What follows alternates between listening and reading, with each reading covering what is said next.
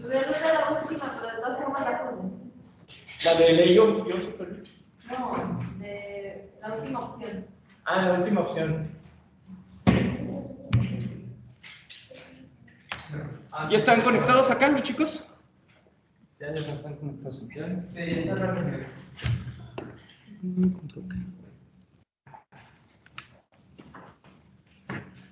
No, está bien. Listo. Listo.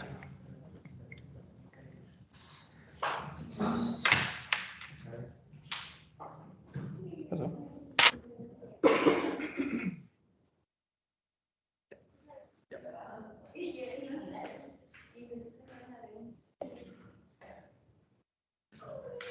Es como que se... ¿Qué le pasa? ¿Qué le pasa? Oye, como que se quita, se pone y se quita.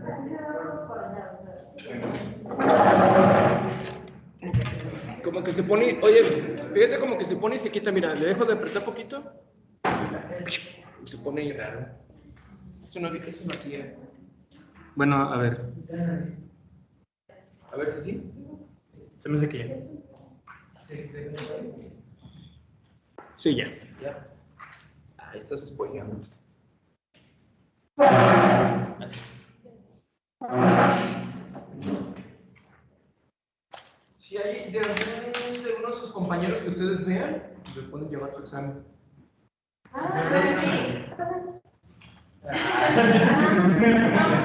Qué chisme. Qué chisme. Calvillo.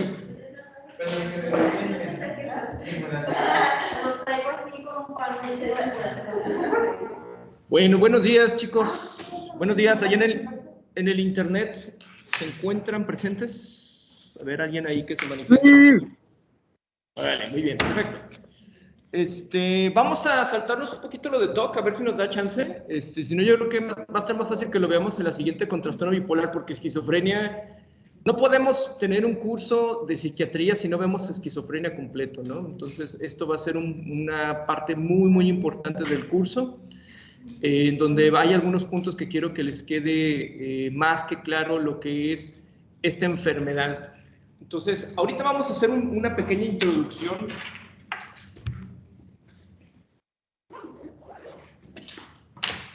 La psiquiatría como rama y como especialidad médica no podría ser la misma si no hubiera el tratamiento o la búsqueda del tratamiento de esta entidad. Hay muchos conceptos bastante erróneos, como por ejemplo de que todo paciente con esquizofrenia es un paciente que es peligroso por sí mismo. Vamos a ir viendo que no, que la cuestión de la peligrosidad inherentemente a un paciente con este diagnóstico no es algo que se presenta. Sí, evidentemente, pues como cualquier persona podemos llegar a ser agresivos, pero tiene que ver con el hecho de que este paciente, su mente se encuentra fuera del contexto de la realidad. Entonces, y esto también es un grupo de entidades que se prestan mucho para representaciones en el cine, en teatro y en diversas cuestiones, ¿no? Por ahí había una canción, hasta estuve haciendo una investigación, una canción de música grupera que decía, estoy esquizofrénico por tu amor, ¿no? Y entonces como que, güey, ¿qué onda con eso? Vamos a analizar esa esquizofrenia de amor, ya acorde a los criterios de SM. Y vamos a ver que no está tan chido. Bueno, diferentes representaciones. Esta es una representación. ¿Alguien la ha visto? Sí, a ver, platica. Yo fíjate que yo no la he visto. O sea, por eso pregunto. A ver, lo que recuerdes. Ajá. No, pues, bueno, me acuerdo como que él era un matemático, pues, de bastante renombre y bastante como listo. Sí. Y ella es su esposa, la señora Grey. Y entonces, pues empieza toda una carrera, pues empieza como a dar clases, no me acuerdo como exactamente, pero empieza como su vida en cierta universidad o cierta, pues como escuela. Y entonces como que al mismo tiempo empieza a sentir cosas como que una gente le habla y como que le empieza como a pedir cosas como de misiones. Y pues al final, ¿qué? Pues al final. Sí, tiene, creo que su edad, la edad de usted, no manches, ya se, quien la vio ya la vio. Ya al final resulta que creo que sí era esquizofrénico y él de todo eso pues lo estaba inventando. Hasta tenía un mejor amigo y también ese amigo era mentira. Ah, y una niña. Oye, algo pasaba con los medicamentos, ¿no? Aquí. Que al tomar medicamentos algo, y hasta él tenía que como que dejar los medicamentos, ¿no? ¿Qué pasaba? Para poder seguir como con su misión que le había dado pues el cierto agente, pues prefería creo que no tomar sus medicamentos como para él sentirse como pilas, pues. Quedarse psicótico. Evidentemente, esta es una representación muy romantizada del funcionamiento psicótico, donde incluso hay como alucinaciones de amigos y cosas por el estilo. También hay, pues, hay un poquito de representaciones ya más caóticas, pero esta es una versión muy romantizada de la supuesta esquizofrenia, ¿no? Y pues nada que ver. Si quieren una representación realmente realista, realmente que en donde se haga, se plasme lo que es la cuestión de la angustia y lo caótico que es la esquizofrenia, yo les recomiendo esta otra película, Spider, de David Cronenberg. ¿Sí? ¿Alguien la ha visto? ¿Nadie la ha visto, Spider? ¿Quieren arruinarse el fin de semana y sentirse con una angustia así horrible? Vean Spider, adelante, chicos. Película navideña. Entonces, en esta se ve, porque en esta me gusta muchísimo porque realmente se ve las relaciones en el contexto, ahí mucho tiene que ver con el argot de la psicodinamia, de la alteración que hay en la mente del individuo por un rompimiento con el vínculo materno, una cosa ahí bien extraña y bien rara de una ambivalencia, pero sí está muy buena si realmente quieren ver como esa parte del rompimiento de la mente, que eso significa esquizofrenia. La esquizofrenia es, ahorita vamos a ver la etimología exactamente, pero es el rompimiento de la mente, no solamente es estar psicótico.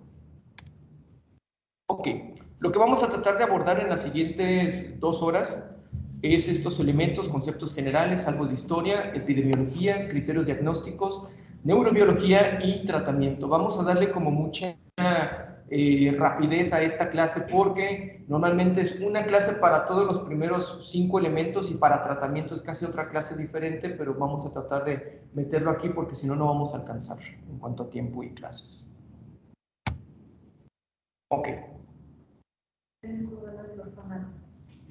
¿A qué? ¿La del orfanato? ¿La del orfanato? Sí. Me gustó. No sé de dónde sea esa.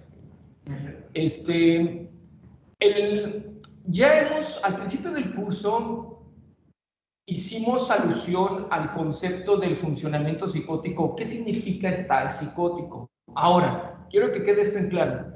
No todo paciente psicótico es paciente con esquizofrenia, ¿sí? Hay muchos diagnósticos diferenciales y de hecho lo que ustedes tienen que hacer en primera instancia cuando llegue frente a ustedes un paciente con un funcionamiento psicótico, antes de andar pensando que tiene esquizofrenia, es pensar diagnósticos diferenciales. Esquizofrenia, decía un autor de un libro de urgencias psiquiátricas, se me fue el nombre del autor, bueno, pero él decía en este libro que hacer diagnóstico de esquizofrenia era el equivalente como en el resto de las áreas médicas como hacer diagnóstico de cáncer.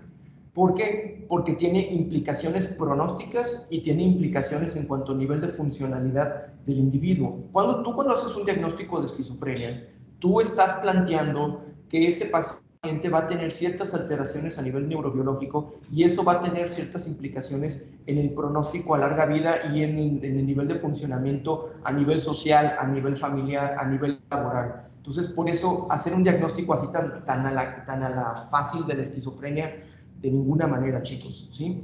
Podemos nosotros hacerle, este cuate está psicótico, ¿no? Bueno, ok, pero de ahí a hacer un diagnóstico de esquizofrenia, es otro show. Y por eso va a ser importante que veamos el tipo de inicios, la edad de inicio, la diferencia entre hombres y mujeres, cuáles son los síntomas cardinales para poder hacer una sospecha Ahí realmente el diagnóstico como tal tiene que ser un experto en salud mental, y ni siquiera un psicólogo, tiene que ser un psiquiatra para hacer el diagnóstico de esquizofrenia. Y recuerdo como por ejemplo el caso de una madre que llega a la consulta y llega toda angustiada, llega con mucha ansiedad y llega así con prácticamente un ataque de pánico. Y me comentaba que ella venía y se sentía muy mal porque tenía una hija de 8 años, la cual la niña tiene amigos imaginarios. Entonces habla con sus amigos imaginarios.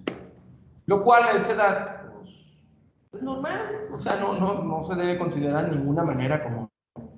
Pues, es un mecanismo de defensa de la niña, probablemente habrá alguna cuestión ahí de ciertos elementos emocionales que está desbordando a través de este tipo de comportamiento o de mecanismo de defensa a través de la fantasía, y pues, no hay nada de malo con eso. Pero bueno, la lleva a la terapia y la psicóloga le dice, es que su hija tiene indicios de esquizofrenia, así como cuando dicen, ¿tienes indicios de diabetes? Así en salud mental es el equivalente, ¿no? Tiene indicios de esquizofrenia. Y entonces la mamá pues fue rápidamente a Google, googleó esquizofrenia y pues no, pues la pobre le dio un ataque, ¿no? Entonces pues no, para nada tenía que ver con eso, porque ni por la edad, ni por el cuadro, ni por nada, ¿sí? Ahora, ¿quién recuerda lo que es, ahora sí vamos a entrar de lleno al concepto de lo psicótico? ¿Qué es un paciente psicótico?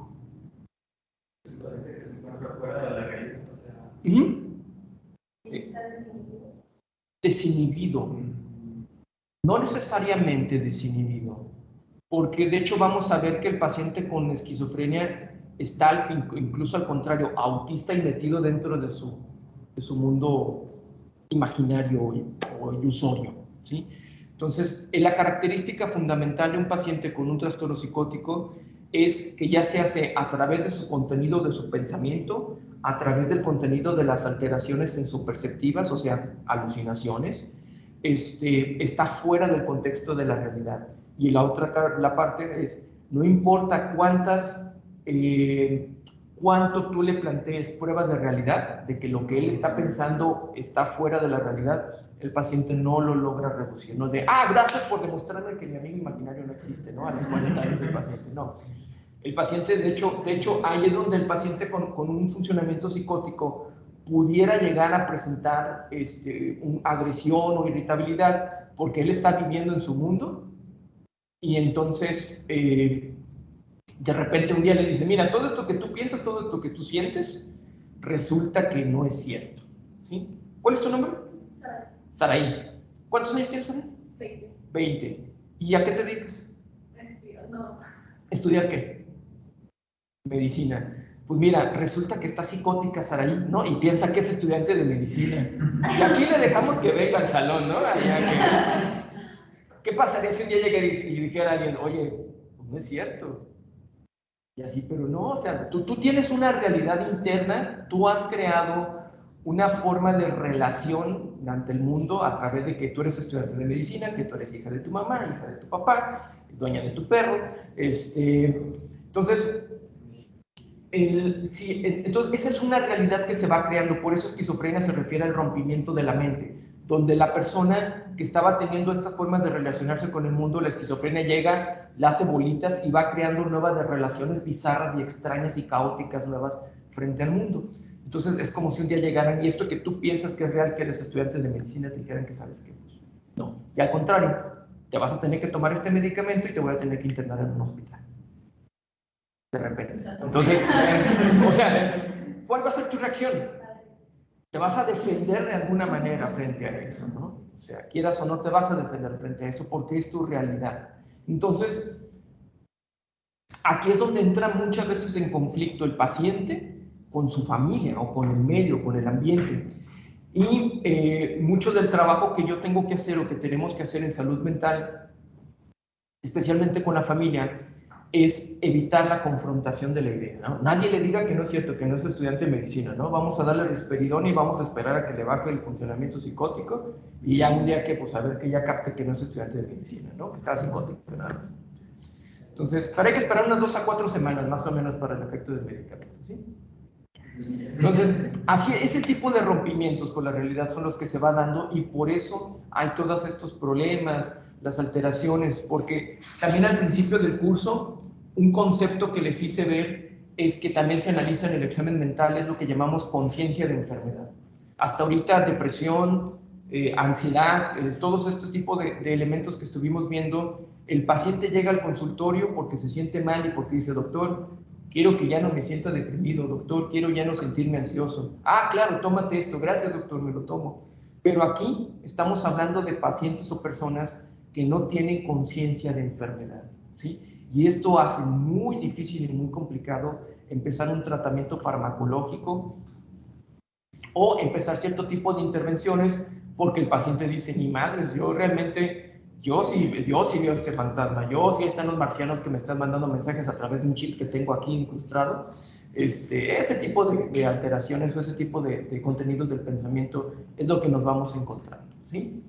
Entonces, esto es en cuanto a la parte de contenido de pensamiento, en cuanto a lo que son las alteraciones sensoperceptivas, también en cuanto a alteraciones o errores de comportamiento, también comportamientos fuera del contexto de la realidad, también podemos llamar que es un funcionamiento de tipo psicótico. Entonces, aquí están todos los tipos, y es que me faltan, de todos los diferentes tipos de trastornos psicóticos que pueden haber y que hay que hacer diferenciación. Esquizofrenia, trastorno esquizofreniforme, trastorno esquizoafectivo, que es como una combinación entre esquizofrenia y trastorno bipolar, está todavía más difícil de diagnosticar eso.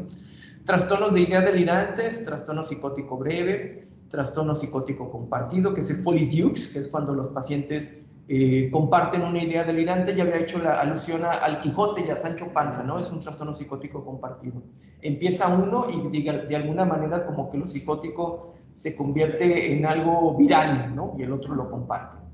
Trastorno psicótico secundario, enfermedad médica, que pudiera ser, por ejemplo, una de las más comunes que tenemos nosotros es la epilepsia del lóbulo temporal, ¿sí? Las alteraciones en descarga de esta que llaman disritmia cerebral a nivel del lóbulo temporal. Estas pequeñas descargas en esta área específicamente pueden dar funcionamiento psicótico muy parecido a esquizofrenia, pero cuando mandamos a hacer un electroencefalograma descubrimos que el paciente realmente pues tiene un foco medio epiléptico ahí.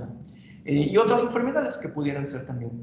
Trastorno psicótico secundario, el consumo de sustancias, el famoso consumo de cristal, ¿mande? Y el cristal realmente, chicos, es un gran problema a nivel de salud en el estado, en México en general. El uso de esto es psicoestimulante, el cristal, de la metanfetamina, es una sustancia que destruye muchas áreas cerebrales. De hecho destruye áreas cerebrales que se parecen mucho a las que están dañadas en la esquizofrenia. Entonces hay un momento dado donde el paciente ya no sabemos si es más el daño por el consumo o si realmente haya desarrollado una esquizofrenia, ¿no? A veces es tanto ya el daño. Y la famosa marihuana, también el cannabis.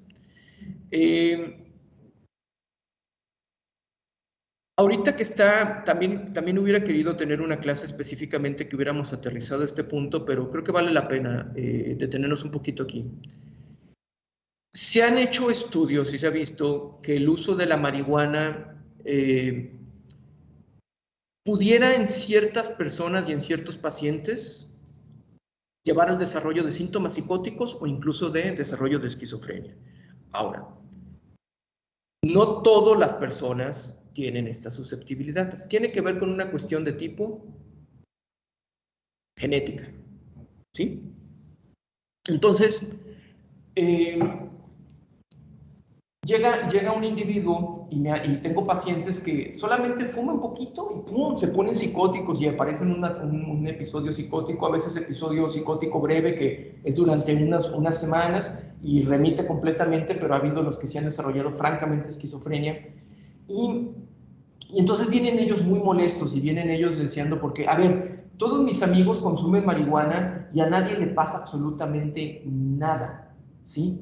Digo, sí, pero lo que pasa es que ellos no tienen una susceptibilidad genética para el desarrollo de trastornos psicóticos. Entonces, yo a ese paciente hay que hacerle ver que en él sí tiene una susceptibilidad genética y que ni modo, pues está fregado, pues esa parte, el THC, que es la parte psicotrópica del cannabis, el tetrahidrocannabidiol, va a hacer que desarrolle a través de ese riesgo genético la presencia de episodios psicóticos, ¿sí? Entonces, pero no significa, y esto es muy importante, no todas las personas, no todos los pacientes que hayan consumido van a desarrollar estos síntomas psicóticos. Aquí, particularmente en la cuestión del cannabis, es todavía más importante la susceptibilidad genética.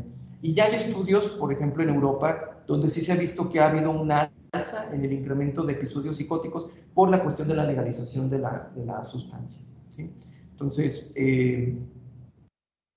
porque parece ser que el cannabis afecta la autorregulación de un área y una estructura que ahorita vamos a ver, que es la mesolímpica, que es muy importante para el desarrollo de los síntomas psicóticos, ¿sí? Vale. ¿Por qué las personas que consumen cristal les dan ataques de celotipia? Pero ataques de celotipia porque hay diferentes tipos de trastornos de ideas delirantes. Hay ideas delirantes de megalomanía, hay ideas delirantes de celotipia, hay ideas delirantes, hay de muchos tipos. Entonces, la verdad, no sabría decir exactamente, pero aquí tiene que ver. El área mesolímbica, que es la que está afectada y es la que hace que se produzcan los síntomas psicóticos, muy cerca de esa área está lo que es el sistema límbico, que es el que tiene que ver con la regulación de emociones. Por eso también los pacientes con cristal se ponen muy agresivos, ellos sí. Y también tiene que haber ahí, como digamos, mucho la parte del cerebro reptiliano, mucho como la parte de la territorialidad, ¿sí? De la sexualidad. Entonces parece que todas esas áreas ahí tienen que ver. Y sí, fíjate que los pacientes con consumo de cristal es bien común que tengan estas ideas delirantes de que la esposa se está prostituyendo, que va con el vecino a hacer quién sabe qué cosa. Un día llegó un paciente con una computadora así: mire doctor, aquí la tengo checada a través de un satélite, y no sabe qué tanto, así de, güey, bueno, ok, está bien. Entonces, sí, se ponen muy mal en celotipias, muy mal en celotipias, y esto los lleva a ser muy agresivos. Ahora, esto en el consumo de cristal, ahí sí tienen síntomas psicóticos muy agresivos, muy irritables, y realmente estos sí me dan miedo. Paciente con esquizofrenia, no, porque vamos a ver otra cuestión, la otra parte de la esquizofrenia, que es la diferenciación entre lo que son síntomas positivos y síntomas negativos que están al mismo tiempo en una sola entidad. Ahorita vamos a ver esa parte. Ahora sí, vamos a entrar. Entonces, no vamos a ver todos los trastornos psicóticos ahí mencionados. Lo que quiero es que ustedes sepan que cuando llegue a ustedes un paciente y ustedes identifiquen de este cuate por el contenido del pensamiento, por las alteraciones sensoperceptivas, a mí me parece que tiene un trastorno psicótico, no sé cuál, puede ser muchos, pero no pongan inmediatamente la etiqueta de esquizofrenia, por favor. No manden con referencia de esquizofrenia, pueden mandar con un trastorno psicótico en estudio. ¿Sí? Ya está ahí. Y lo segundo es que tenemos que hacer diagnósticos diferenciales. Paciente masculino, 80 años, está hospitalizado, acaba de salir de una cirugía de cadera, donde perdió mucha sangre, tiene hipertensión, tiene diabetes, y de repente me hablan porque resulta que en la noche está pensando que está en su rancho, que están sus hijos ahí, que anda cuidando las vacas, está todo agitado, se quiere salir del cuarto, y entonces me hablan y me dicen que el diagnóstico probablemente es de una esquizofrenia. Obviamente no es de edad de inicio, no son los tipos de síntomas. ¿Qué es lo más seguro que esté pasando con este paciente? No. Delirio. Está en un episodio de delirio. ¿No han visto delirio? ¿No? Cuando estén en el internado, vean viejitos hospitalizados y casi hasta en el 70% desarrollan síntomas psicóticos en la noche, síntomas fluctuantes, síntomas de predominio en la noche, alucinaciones de predominio visuales, alteraciones cognitivas, y eso nos está hablando de un cuadro de delirio, ¿sí? No delirio, delirium, ¿sí? Este cuadro son síntomas psicóticos, pero que se presentan secundario a las alteraciones metabólicas médicas que presenta el paciente, ¿sí? Entonces, y que llegan, y es que tiene esquizofrenia, y es que no, a ver, espera, no. La cuestión, por ejemplo, aquí comentaste del diagnóstico de un Alzheimer. La característica del Alzheimer sería, podría ser ese cuadro clínico, pero la característica fundamental es que es crónico y poco a poco. Este es algo rápido, ¿sí? Él estaba completamente normal, sale del área de cirugía, del quirófano, llega a su cama y empieza con esto, ¿no? Evidentemente, aquí hay que pensar siempre, cuando son episodios psicóticos muy abruptos, hay que pensar siempre en el diagnóstico diferencial de alguna alteración o por consumo de alguna sustancia o por abstinencia de alguna sustancia o que hay alguna cuestión médica que también puede estar produciendo lo que es el funcionamiento psicótico del individuo. ¿Ok? Ok, etimológicamente esquizo y frenos significa esquizo, escisión, y frenos mente, o sea, como la ruptura o lo que es la escisión de la mente. Esto se refiere a que realmente al individuo se le rompe su mente. Desde su infancia hasta lo que es la juventud, el paciente tiene su desarrollo prácticamente normal. Sí hay ciertas características de personalidad que son muy un poco difíciles de encontrar, pero normalmente es un chico que es un poco introvertido, es una persona, pero hasta cierto punto funcional, normal, sin ningún problema. Pero llega a cierta edad, que ahorita vamos a ver, y se presenta una ruptura con la realidad y presenta su primer episodio psicótico. Y a partir de este episodio psicótico, el individuo empieza a tener una disminución paulatina de su funcionalidad global y se convierte en una enfermedad de tipo crónica y podríamos decir degenerativa, porque el individuo va a ir disminuyendo su nivel de funcionalidad paulatinamente hasta que ya deja de trabajar, hasta que ya deja de tener capacidad para desarrollo de habilidades sociales, que son más derivados de otro tipo de síntomas, particularmente de los síntomas negativos. Esto es bien importante, chicos. ¿Por qué le tengo miedo a un psicótico por drogas y sustancias y por qué no le tengo miedo a un paciente con esquizofrenia? Por esto. Síntomas positivos y diferenciación de síntomas negativos. La esquizofrenia no solamente, esto quiero que quede muy claro, no solamente es estar psicótico. Es estar psicótico, que los psicóticos son los síntomas positivos, ahorita vamos a desarrollarlos, pero al mismo tiempo también el paciente presenta lo que es predominio de lo que son síntomas negativos, que ahorita también vamos a ver qué es eso y cómo se presentan lo que es al mismo tiempo.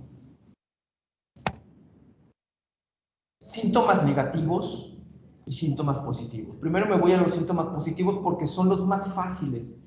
Los síntomas positivos son generalmente aquellos síntomas por los cuales el paciente es llevado a la consulta, ¿sí? Cuando el paciente está con alucinaciones, cuando está con esta presencia de las ideas delirantes, cuando tiene secundario a estas alteraciones, comportamientos o errores de comportamiento y errores de lenguaje.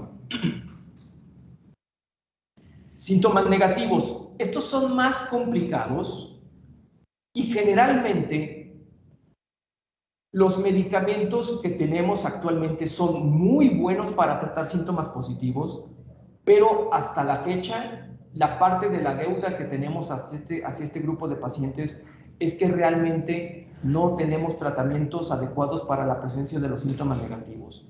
El paciente, si se fijan, empieza a tener como un tipo como de depresión. Se parecen mucho a los síntomas de la depresión. Tal vez sin la tristeza, pero hay afecto aplanado.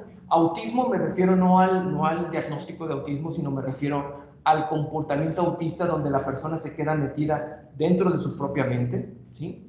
El aislamiento social y la restricción en actividades sociales, laborales.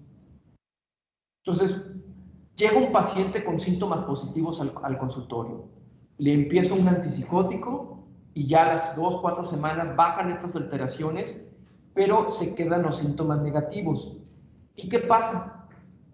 Entonces, pues ya, como el paciente no está dando lata, como el paciente no está delirando, como no está expresando alteraciones, entonces la familia dice, está bien, ya no pasa nada. Pero el problema es que este paciente prácticamente, se va a escuchar un poco despectivo esto, pero se convierte como en un mueble de la casa. ¿sí? Ahí lo tienen en una esquinita, ahí lo tienen tranquilito, pero a lo mejor el paciente está psicótico, pero metido hacia su propio mundo, pero a lo mejor ya no está expresando ideas delirantes y por eso la familia está tranquilo, pero realmente es un individuo que deja de hacer cosas, ya no trabaja, ya no apoya en cosas de la casa, ya no expresa emociones, ya no tiene plática con su familia, o sea, a eso se refiere con la ruptura de la mente, ¿sí? Hasta que nuevamente presenta síntomas positivos, es que lo vuelven a llevar a la consulta.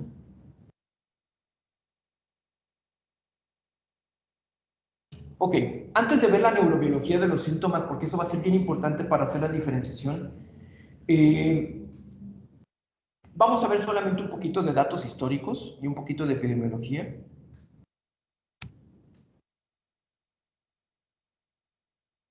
Evidentemente, y como habíamos visto en la primera clase sobre historia de la psiquiatría, la presencia de síntomas psicóticos pues es algo que también ha determinado mucho la evolución de cómo se ha visualizado en general los trastornos mentales y la forma de conceptualizar estos. Al principio, como se acuerdan, primero venía como más una explicación de tipo mágica, espiritual, pero después en la Edad Media, pues cuando hasta incluso la demonología pues estaba hablando de que había demonios que se le metían al individuo y que teníamos que exorcizarlos o quemar al individuo, ¿no? Para poderle quitar estos trastornos. Hasta que ya se empezaron a crear con las revoluciones psiquiátricas, se empezaron a crear los primeros lugares para poder tener a estas personas, pero que se tenían encadenados. Hasta que llega Pinel en los 1700 y le quita las cadenas a los pacientes y se va observando que realmente el paciente no es agresivo por sí mismo, por su naturaleza, es una persona que sí está psicótica, pero no representa una cuestión de peligro para la sociedad, como muchas veces se planteaba. De hecho, el problema de un paciente psicótico no es que sea peligroso, sino que es un paciente que tiende a ser abusado, tiende a ser la familia negligente hacia él y tiende a haber más problemas de daño de la sociedad hacia él. Entonces, hasta lo que tenemos en la actualidad, ¿sabe alguien qué tipo de estudio es ese? ¿Mande? Tractografía. Y creo que Muse tiene un cover, una portada de su disco con esto. Sí. Y lo que hace es el DTI, la tractografía, que lo que son como, digamos, como los última forma de estudios de imagenología, neuroimagenología, en donde lo que se ven aquí son los tractos blancos, ¿no? Lo que es la sustancia blanca, a través de lo que es, creo que lo que hace es como pintar las moléculas de agua, si no me equivoco, que es la forma en la que determina todas estas alteraciones. Y en la esquizofrenia se ha visto y se ha visualizado. Primero se veía como una alteración de un neurotransmisor que vamos a estar mencionando constantemente, que es la dopamina. Después se empezaron a hacer, ya que no solamente es alteraciones en los niveles de dopamina, sino alteraciones de dopamina en diversas áreas específicas, y lo que tenemos actualmente es ya más la conceptualización de la esquizofrenia, que es lo que se está tratando de hacer, más como una alteración no solamente del nivel de neurotransmisor, sino de la interconexión entre las áreas cerebrales. Por eso la importancia de la tractografía, porque pues, son como las carreteras de información y donde se está viendo que están las alteraciones. Para allá va el futuro. Ok. Ahora, antes de llamarse esquizofrenia, Emil Kraepelin llamó a la esquizofrenia una demencia precoz. Fíjense muy bien en el nombre. Este nombre no nos está haciendo alusión tanto a lo que son las alucinaciones o los delirios. Está más haciendo alusión a algo que se llama demencia. ¿Por qué? Porque empezaban a observar que este grupo de pacientes a edad muy temprana, aparte de estar psicóticos, también presentaban, secundario a los síntomas negativos, presentaban alteraciones cognitivas y disminución de su funcionalidad. Entonces decían que era una forma como de demencia. Por eso es que se puso primero este nombre como de demencia precoz. Y posteriormente, Eugene Bleuler ya acuñó la palabra como tal de esquizofrenia. creo, si no me equivoco, fue en 1911, porque acaban de cumplir como prácticamente 100 años del término de esquizofrenia, no tenía mucho que había cumplido 100 años, y él acuñó el término de esquizofrenia, ambivalencia y autismo, pero bueno, aquí lo que nos atañe es lo que es el término de esquizofrenia. Y él comentaba, ¿me ayudan a leer, por favor, ahí? Sí. Debido a la asociación entre el proceso de pensamiento, emoción y el comportamiento como la marca de la patología. El funcionamiento delirante era un elemento secundario. Sí, fíjense cómo están estos dos términos históricos, ni siquiera hacen tanto alusión a la parte alucinatoria o delirante. Primero nos hace alusión a la parte más de índole cognitiva, por eso demencia precoz, y Eugene Bleuler hace más énfasis en lo que es las alteraciones de lo que llamamos del proceso del pensamiento, ¿sí? Entonces, yo me levanto y diariamente yo tengo un contenido de mi pensamiento que está conectado a emociones y eso está conectado a un comportamiento. Lo que pasa en la esquizofrenia es este rompimiento y esta escisión, y hay una ruptura entre ese pensamiento, entre las emociones y entre el comportamiento que hay en el individuo. Y eso es lo que presenta este funcionamiento psicótico, esa ruptura es lo que determina eso. Esto lo voy a saltar porque no. Ahora, y ya se empezó a determinar cómo es el delirio del paciente con esquizofrenia. Algo que se vio muy característico, aquí Caballero Gas comentaba, esta característica fundamental, que el paciente con esquizofrenia, por eso esta palabra de autismo es muy importante aquí, porque para el paciente es centrípeto, y cuando uno habla con este grupo de pacientes, me hacen, me vigilan, me cuidan, me están monitorizando, me están persiguiendo, o sea, como que el individuo es como el centro del universo y todo el universo está conspirando contra él. Y siempre es autorreferencial, eso se refiere de que si algo veo en la televisión, es que están mandando un mensaje para mí. Si al compañero le llegó un mensaje a su celular, es que realmente ese mensaje era para mí o le está diciendo algo respecto a mí. A eso se refiere con lo centrípeto y con lo autorreferencial, ¿sí? La realidad aparece cargada de simbolizaciones bien particulares y bien extrañas. Va como reformando y haciendo una nueva reformación de símbolos en el mundo. Nosotros tenemos formas de simbolizaciones, digamos, como generales y universales de nuestro mundo. Por ejemplo, una paloma blanca, ¿qué simboliza? La paz. Muy bien. El sol, ¿qué se les ocurre que puede simbolizar? Vida, fertilidad, no sé. Entonces, como que tenemos estas cuestiones generalizadas. En el paciente con esquizofrenia cambia completamente y reforma esas simbolizaciones del mundo. Y a lo mejor para él la paloma ya no es paz, sino la paloma es daño o la paloma es alguna otra cuestión. Va cargando con nuevas simbolizaciones el mundo, ¿sí? Tiene un carácter de imposición, o sea, se refiere a que el paciente lo está identificando como que es algo que llega externo a él. Es una fuerza que me caza, es una fuerza que me vigila, son los extraterrestres, o sea, es una imposición, no es algo que él está eligiendo, no es algo sobre de lo cual él tenga control, ¿sí? Y esto es bien importante. El primer episodio psicótico, particularmente cuando empieza la enfermedad, el paciente como que va perdiendo su personalidad y se va creando una nueva personalidad esquizofrénica, ¿sí? Y poco a poco la familia va viendo cómo las características o los rasgos de personalidad se van perdiendo y se va creando un nuevo individuo, ¿sí? Esto es una parte, la verdad, muy triste, muy, muy triste, pero bueno, es la parte de lo que pasa con la enfermedad y por eso esta característica, digamos, como de índole crónica, ¿sí? Porque se reforma, hay un rompimiento en la vida del individuo, por eso el nombre de esquizofrenia.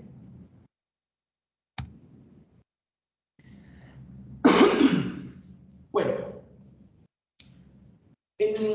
durante estos, a inicios de 1900, se empezó a ver que había dos escuelas para hacer el diagnóstico de esquizofrenia. Lo que eran los americanos, los cuales, por ejemplo, encontramos ahí a Bleuler, Mayer, Sullivan, y ellos hacían diagnóstico de esquizofrenia de una manera y con ciertos síntomas específicos. Ellos hacían una simplificación de los síntomas y entonces decían, aquí hay un índice, hay una tasa de población de 5% de pacientes con esquizofrenia. O sea, de la población mundial, bueno, en América, el 5% tiene esquizofrenia. Mientras que los europeos, particularmente los franceses, como Henriet, como Jackson, ellos eran mucho más exquisitos al momento de hacer los diagnósticos. Ellos eran mucho más difícil y mucho más complicado para que un paciente cayera dentro de los criterios diagnósticos de esquizofrenia. Entonces, teníamos aquí como de que, a ver, como si hubiera dos tipos de pacientes o dos tipos de esquizofrenia, hasta que tuvo que llegar este estudio en 1968, en donde se dijo, a ver, vamos a hacer un estudio multicéntrico, multidisciplinario, avalado por la Organización Mundial de la Salud, y en donde se pongan criterios claros, específicos para hacer diagnósticos de esquizofrenia. Y se vio que ya realmente, ya haciendo los mismos criterios, tanto en América como en Europa, ya la tasa de esquizofrenia era constante, ¿sí? Acuérdense mucho de esto, chicos. La tasa mundial de esquizofrenia a nivel mundial es 1%. El 1% de la población tiene esquizofrenia. ¿Qué es lo que vamos a ver ahorita? 1% de la población, incluyendo México, y bueno, las cuestiones particulares aquí de México es que solamente el 50% de los pacientes que tienen esquizofrenia reciben algún tipo de tratamiento, y se han hecho estudios en donde se han visto que entre el inicio de los síntomas y el inicio del tratamiento en México pasan aproximadamente 8 años, ¿sí? Esto es muy importante porque entre más temprano sea el diagnóstico y entre más empecemos el tratamiento más prontamente, podemos salvar más del cerebro del individuo y más de la personalidad de esa persona, ¿sí? Mientras que si ya encontramos un paciente en el que han pasado 8 años, particularmente los síntomas negativos ya hicieron estragos y ya hubo un cambio completo en la personalidad del individuo, ¿sí? Hay misma incidencia entre hombres y mujeres. En hombres parece ser que aparece antes. No aparece, aparece antes. Eso es algo que queda muy, muy claro. Ahorita también lo vamos a ver un poquito más a profundidad.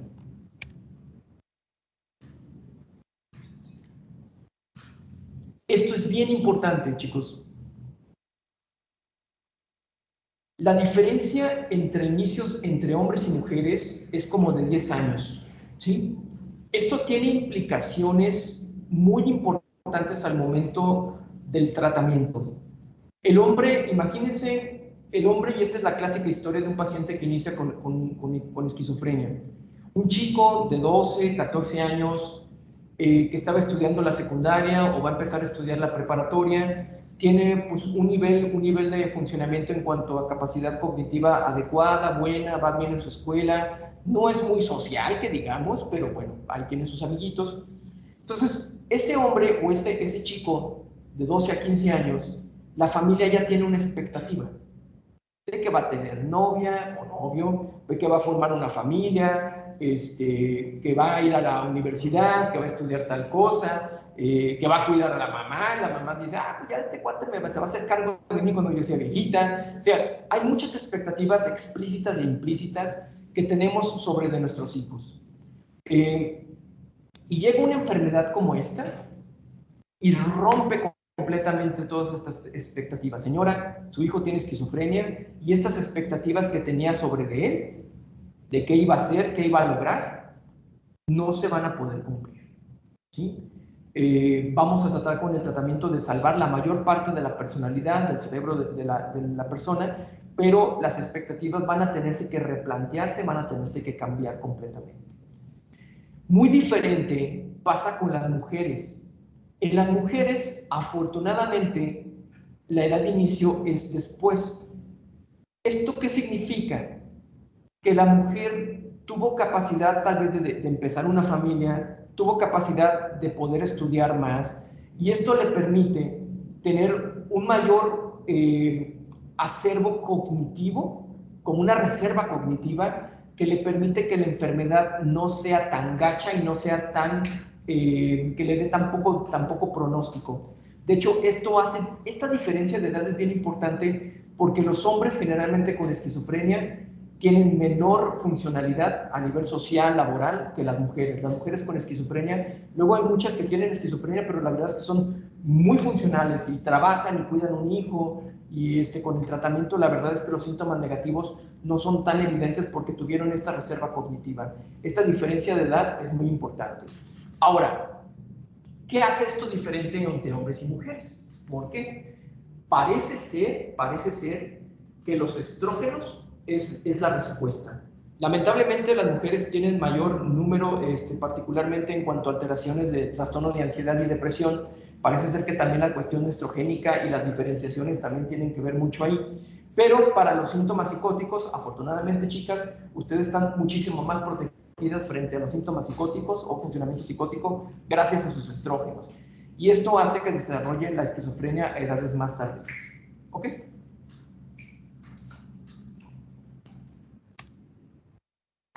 Esta diapositiva es bien importante y es una pregunta clásica en el consultorio. Doctor, tengo un tío lejano que le diagnosticaron con esquizofrenia y tengo un hijo chiquito. ¿Cuál va a ser la posibilidad de que mi hijo chiquito desarrolle esquizofrenia? Bueno, vamos desmenuzando esto. ¿Me ayudan, por favor? Sí. Prevalencia en grupos específicos. Población general, 1%, hermanos no gemelos, 1%, hijo de padre esquizofrénico, 12%, gemelos y hijos, 12%, hijo de dos padres esquizofrénicos, 40%, hermanos homocigotos, 48%. Ok, muy bien.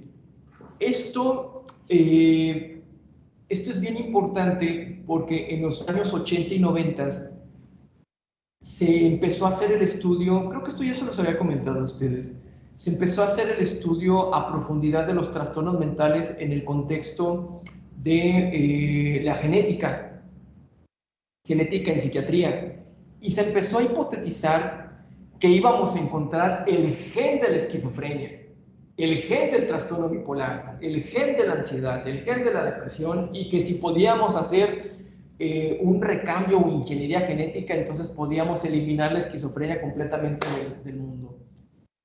Y se empezó a hacer los estudios y se empezó a identificar que, mira, ya encontré un gen, mira qué chido. Volví a replicar el estudio y entonces en lugar de un gen aparecieron 3, y luego aparecieron 4, y luego aparecieron 16. Y ahorita van como 20 y tantos genes a los cuales se les echa la culpa de las alteraciones en el desarrollo de síntomas psicóticos. Por eso esta discrepancia. ¿Qué es lo que nos está hablando? Si yo quiero saber cuál es el nivel de penetrancia genética, o sea, qué tanto realmente determina genéticamente una enfermedad, ¿cómo se hace esto? A través de los hermanos homocigotos. ¿Por qué?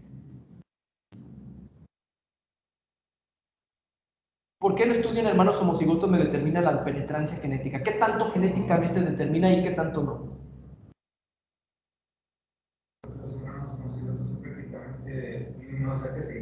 No, prácticamente, son genéticamente idénticos, iguales. Si yo tengo una enfermedad que sea 100% en penetrancia genética, al hermano y al hermano van a desarrollar porque van a desarrollar la enfermedad. Si fuera completamente genético. Aquí estamos hablando de una penetrancia del 48%. ¿Qué nos habla esto? Esto nos habla de que la mitad, en ese caso, es por razón genética y la otra mitad ambiental, exactamente, ¿sí? Y vaya que la genética, que la esquizofrenia se le ha dado un tipipuchal de posibles etiologías ambientales, ahorita las vamos a ver, hay unas que están bien raras, y eso es lo que ha determinado y es lo que ha dicho, o sea, tú puedes explicar la esquizofrenia, el desarrollo por genética, pero solamente un 50%. Entonces, aunque seas hermano, si tú tienes un cuidado sobre estos elementos ambientales, parece ser que pudiéramos hacer que ¿se acuerdan de lo que habíamos hablado de la epigenética? Que no se desarrolle o que no se exprese estos genes que a lo mejor ahí traes por ahí medio dormidos, ¿sí? Entonces, yo, por ejemplo, si llega alguien y me dice, oye, tengo un tío con esquizofrenia, ¿cuál es la posibilidad de que mi hijo desarrolle esquizofrenia? Le diría, la verdad es que es muy baja, ¿sí? Va a ser más del 1%, pero casi entre ese 1%, pero abajo del 48%, va a ser casi, por ejemplo, hay un hijo de padre con esquizofrenia, 12%, o sea, va a ser muy bajito, va a ser poner como por el 4%, y esto nada más estoy diciendo ojo de buen cubero. Pero lo que sí le diría al señor, su hijo, que no consuma marihuana. ¿sí? Esa sería como la recomendación, porque hay un gen por ahí perdido que va a ser muy difícil que se exprese, muy difícil, pero que si empezamos con el consumo de estas sustancias de cannabis con alto contenido de THC, puede ser que ese gen perdido explote la tacha, ¿sí? Entonces, esta parte es muy importante porque luego sí vienen con estas preguntas de cuánto es lo máximo y el que pudiera producir esquizofrenia a nivel de la población general. Y estos son los modelos etiológicos del desarrollo de esquizofrenia. Ya hablamos de la genética. Hay estos modelos que no se ha determinado como en conjunto cuánto peso, cuánto porcentaje tiene cada uno de ellos. Yo lo que le digo a mis pacientes es que tiene que ver como un conjunto de elementos, de que hayas tenido un elemento genético. De hecho, el modelo de la causa vírica es algo que se había empezado a estudiar mucho en los años 70, en donde parece ser que si en los primeros años de vida o cuando estaba embarazada la mamá del niño, tuvo una infección por un tipo de virus, particularmente como de influenza o estos virus respiratorios, o el niño también estuvo expuesto a una cuestión de algunos ciertos virus, parece ser que también incrementa la presencia de esquizofrenia. Si el paciente presentó alteraciones del neurodesarrollo en las primeras etapas de vida, también hay diagnósticos hay estudios con el uso de forceps, de que hay mayor desarrollo de esquizofrenia en pacientes a los cuales fueron sacados con forceps. También se ha hecho estudios de la densidad poblacional que parece que también incrementa esto, y lo del consumo de sustancias con la cuestión del cannabis que ya había comentado, y ni se diga con el consumo del cristal. Entonces, etiología, lo de siempre, multifactorial, ¿sí? Pero aquí quiero que quede muy claro, genética nos explica 50% y el otro 50% el resto de las etiologías. Presencia de eventos traumáticos en la infancia, vivir o tener experiencia en un ambiente familiar muy estricto, también se ha visto esto. Hay un concepto en psicología que utilizan mucho que es el de la madre esquizofrenizante, que son estas madres que son bien castrantes, y parece ser que incluso eso puede ser mayor incremento de desarrollo de esquizofrenia, ¿sí?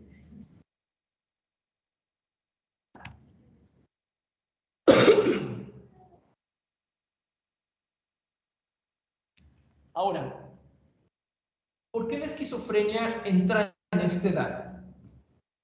Se dice, hay una teoría que se llama teoría de la poda sináptica.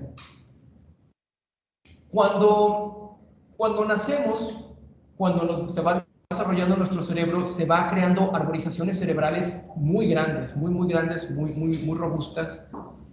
Y conforme el niño va creciendo, va aprendiendo habilidades y llega la juventud, llega lo que es esta etapa, que se fijan, que recuerden que en el hombre estamos hablando del inicio de los síntomas de esquizofrenia a los 15 años.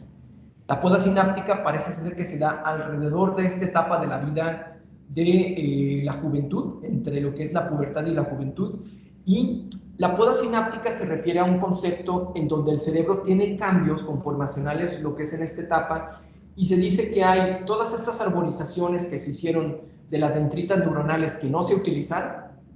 Por ahí el niño tenía medio la habilidad de aprender a tocar el piano, pero nunca aprendió a tocar el piano realmente, y entonces va para abajo, ¿no? Se poda esto y se crea como, digamos, como una estructura cerebral un poco ya más especializada, pero para solamente ciertas actividades o actitudes que el niño desarrolló.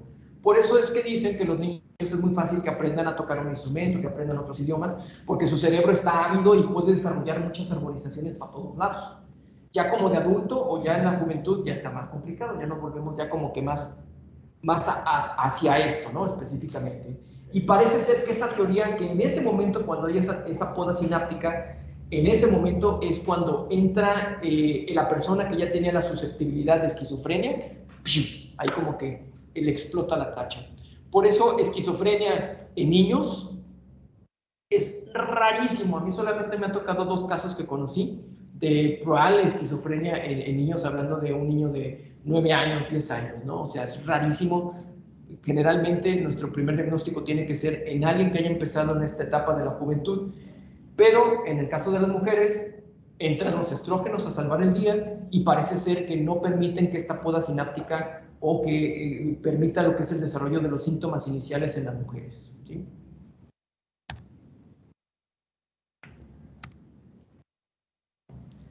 Muy bien, criterios diagnósticos.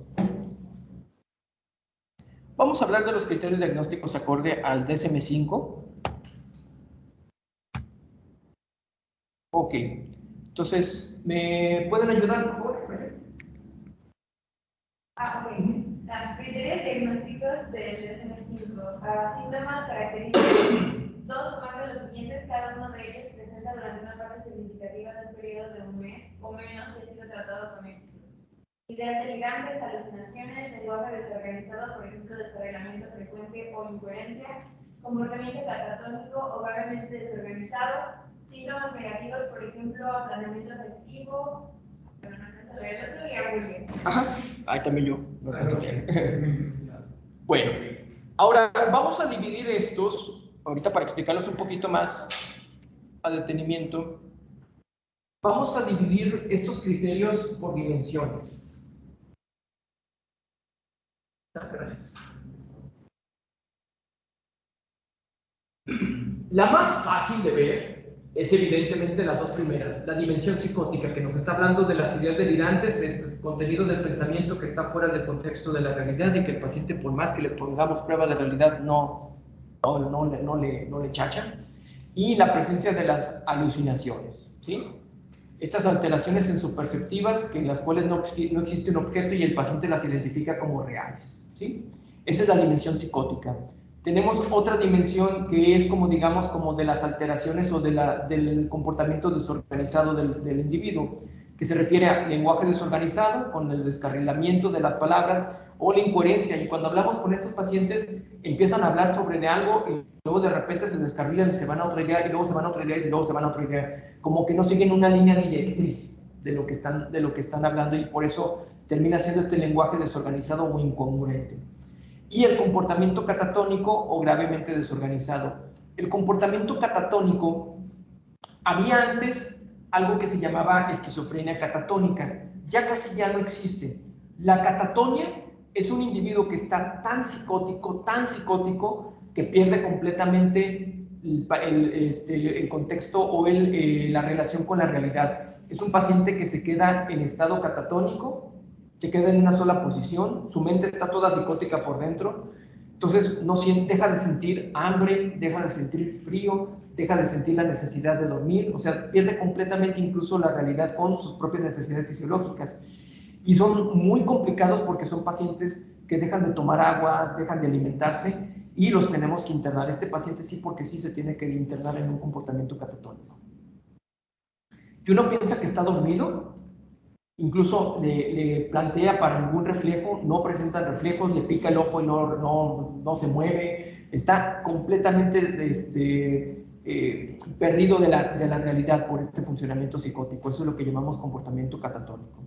Y lo otro, lo que es la dimensión negativa, los síntomas negativos, por ejemplo, ya lo habíamos comentado, el aplanamiento afectivo, que es algo muy común, muy parecido a lo que aparece en la depresión, alogia, que se refiere a la disminución de la capacidad de expresión verbal, y abulia, que se refiere a la disminución en el deseo de actividades.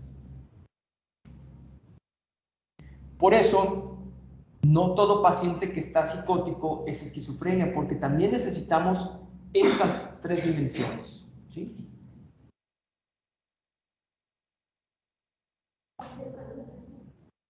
¿Estás bien? ¿Hay algo que leer?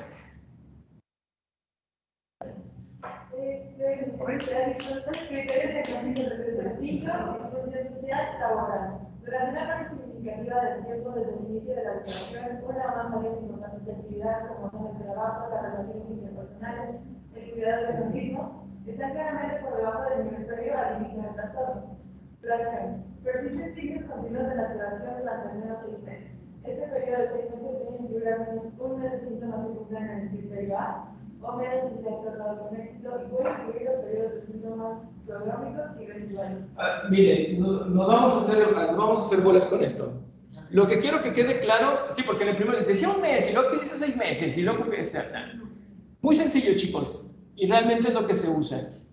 6 meses continuos de la presencia de los síntomas primeros, ¿sí? De los primeros criterios, ¿sí? 6 meses, ¿sí? Un mes nada más, y a lo mejor yo veo, este paciente tiene todo claramente para esquizofrenia, ya a lo mejor habiendo habido miles y miles de pacientes, pues ya tal vez uno puede ser el diagnóstico más temprano, pero hay veces donde digo, ¿sabes qué? Vamos a empezar tratamiento, pero vamos a ver también cómo está la evolución, ¿sí? De estos síntomas. 6 meses, ¿sí? Para no hacernos bolas.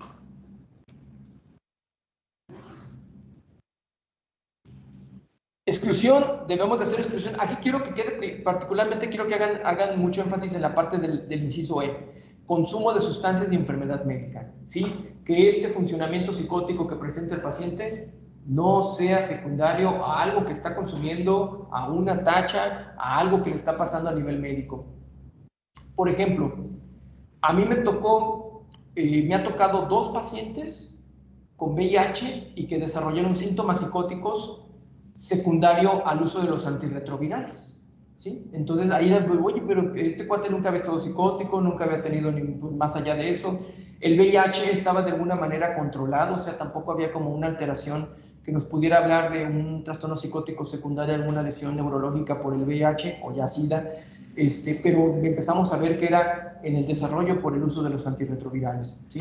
Entonces hay que buscarle para no hacer y no meter primero luego el diagnóstico de esquizofrenia. En cuanto al cuadro clínico, pues bueno, ya está prácticamente en los criterios, pero sí quería entender esto particularmente. O sea, cada paciente tiene diferente tipo de síntomas, como ya vimos, simplemente entre hombres y mujeres existe un mundo de diferencia. El hombre va a tener más cantidad de síntomas negativos, las mujeres va a tener mayor nivel de funcionalidad. Hay pacientes que su funcionamiento psicótico está muy padre en cuanto a la cuestión psicótica, muy bien estructurado. De doctores que tengo un chip y con el chip pasa esto, me manda la información para acá y luego para acá y hace esto y por eso tengo que hacer esto y por eso me tengo que poner un jabón en la cabeza para... O sea, ya tiene todo un funcionamiento psicótico súper estructurado. Y hay pacientes que tienen un funcionamiento psicótico muy burdo, muy pobremente estructurado, como que medio escucho voces de quien no sé, pero me dicen cosas que a veces escucho, a veces no alcanzo a dilucidar muy bien qué es lo que me están diciendo. O sea, por eso cada quien tiene diferente tipo de síntomas y es muy indispensable la parte de los antecedentes del paciente, los antecedentes heredofamiliares para identificar si hay alguna cuestión genética ahí que haya detrás. Y esto es bien importante. El cuadro clínico no es estacionario. En los primeros años, el paciente vamos a ver en donde van a predominar los síntomas positivos. Va a ser más florido las alucinaciones, las alteraciones del contenido del pensamiento, las alteraciones, los errores de juicio, pero conforme va avanzando, va a ir perdiendo esa parte y van quedándose más los síntomas negativos hasta que prácticamente vamos a encontrar una persona que está como en estado ya casi como tipo zombífico. Entonces, esta parte es muy importante y entender que entre más cuadros psicóticos tenga, más es la alteración a nivel cerebral y más la alteración cognitiva que va a presentar el paciente a largo plazo. Esto un poquito para no hacer bolas.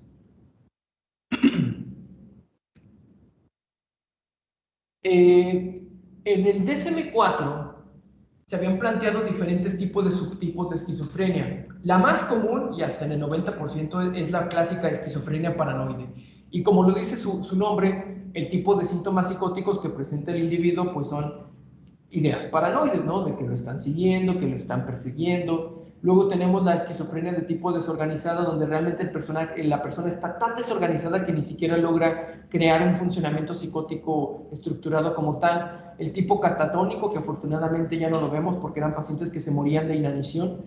Y una de tipo indiferenciada. Y para el DSM-5 ya quitaron los subtipos, ¿sí? Porque decían que realmente no tenían mucha funcionalidad y porque realmente la mayor parte de los pacientes en sí, pues lo que presentan es la tipo paranoide. Entonces, ahorita ya para el DSM-5 ya no tenemos los subtipos, solamente tenemos esquizofrenia, nada más. Muy bien, chicos, esta parte es bien importante.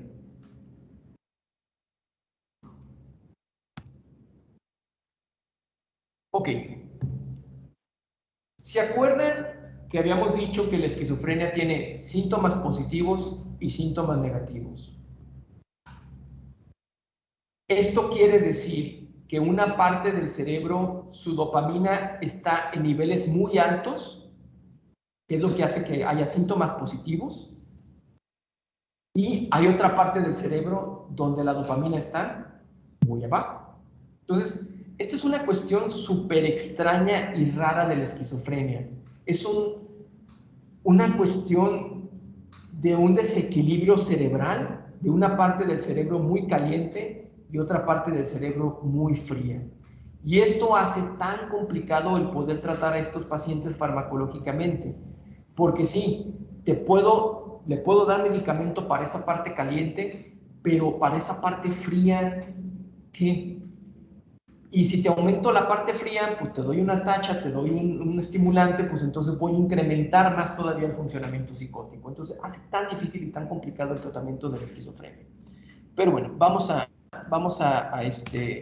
dividir esto. Bueno, esto era exactamente. En síntomas negativos nos está hablando de que hay una parte del cerebro donde la dopamina está muy bajita, y los síntomas positivos nos habla de esa otra parte cerebral donde está muy alto o excesivo. Vamos a encontrar para la teoría de la dopamina 4 vías, realmente solamente son 3 importantes.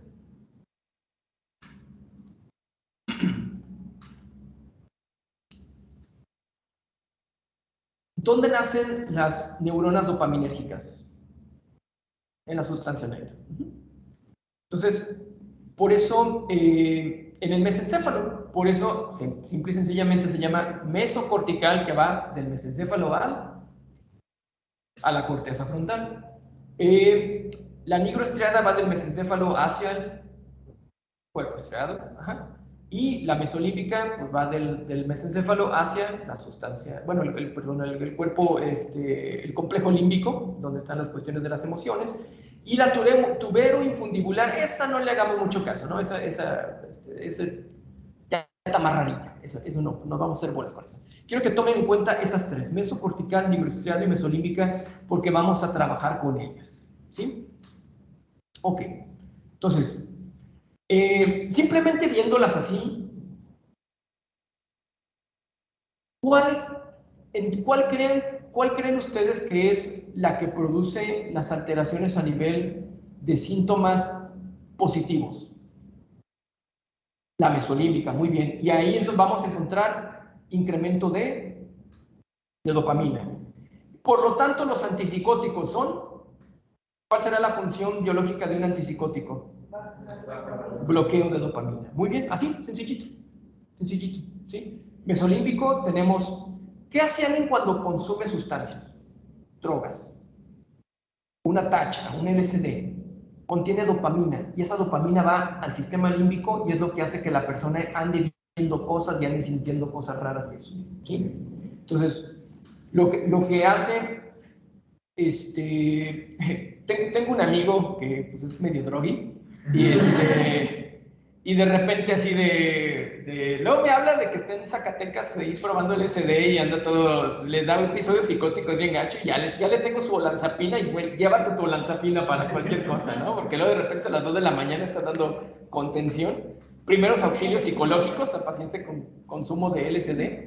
Entonces, y la olanzapina es un antipsicótico que lo que va a hacer es que va a bajar y va a bloquear la dopamina, y entonces esto va a bajar el efecto psicótico que tiene el paciente o la persona por el consumo del LSD, la ayahuasca o lo que ustedes quieran, ¿sí? Entonces, ¿y cuál estaría hipotetizada en cuanto a la presencia de los síntomas negativos?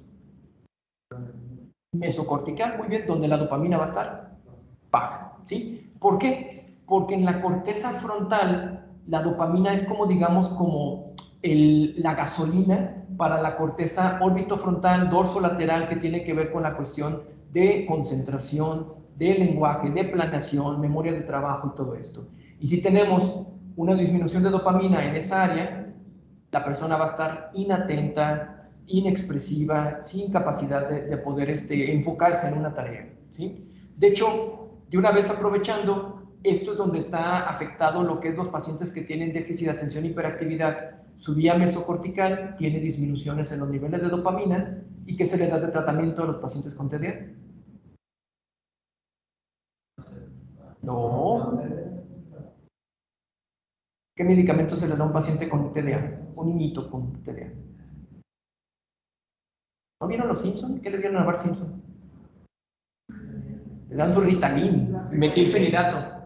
¿Sí? Y entonces, el metilfenidato es un estimulante. Y la pregunta es, a ver, si yo mi hijo, doctor, lo tengo aquí, que está de aquí dando vueltas y vueltas y vueltas y no se queda quieto, ¿por qué diablos le voy a dar un estimulante? ¿Sí? ¿Por qué? Porque realmente no es que esté hiperactivo, lo que pasa es que está inatento y está con la dificultad de poderse centrar en una sola cosa. Y al momento de darle el metilfenidato, al mejorar los niveles de dopamina, voy a hacer que su corteza, particularmente la órbita frontal y dorso lateral, mejoren su capacidad de atención y se mantenga haciendo una actividad específica. Y entonces el niño se ve más tranquilo. Irónicamente, paradójicamente, aun cuando le estoy dando un estimulante. ¿Sí? Entonces, lo mismo pasa, pero ¿qué pasaría si un paciente con esquizofrenia, pues tiene muchos síntomas negativos, pues déjale, doy un metilfenidato? Ok, pero ¿qué va a pasar con el metilfenidato? En la región mesolímbica, probablemente el incremento de la dopamina puede incrementar los síntomas positivos. ¿Sí? Por eso la dificultad.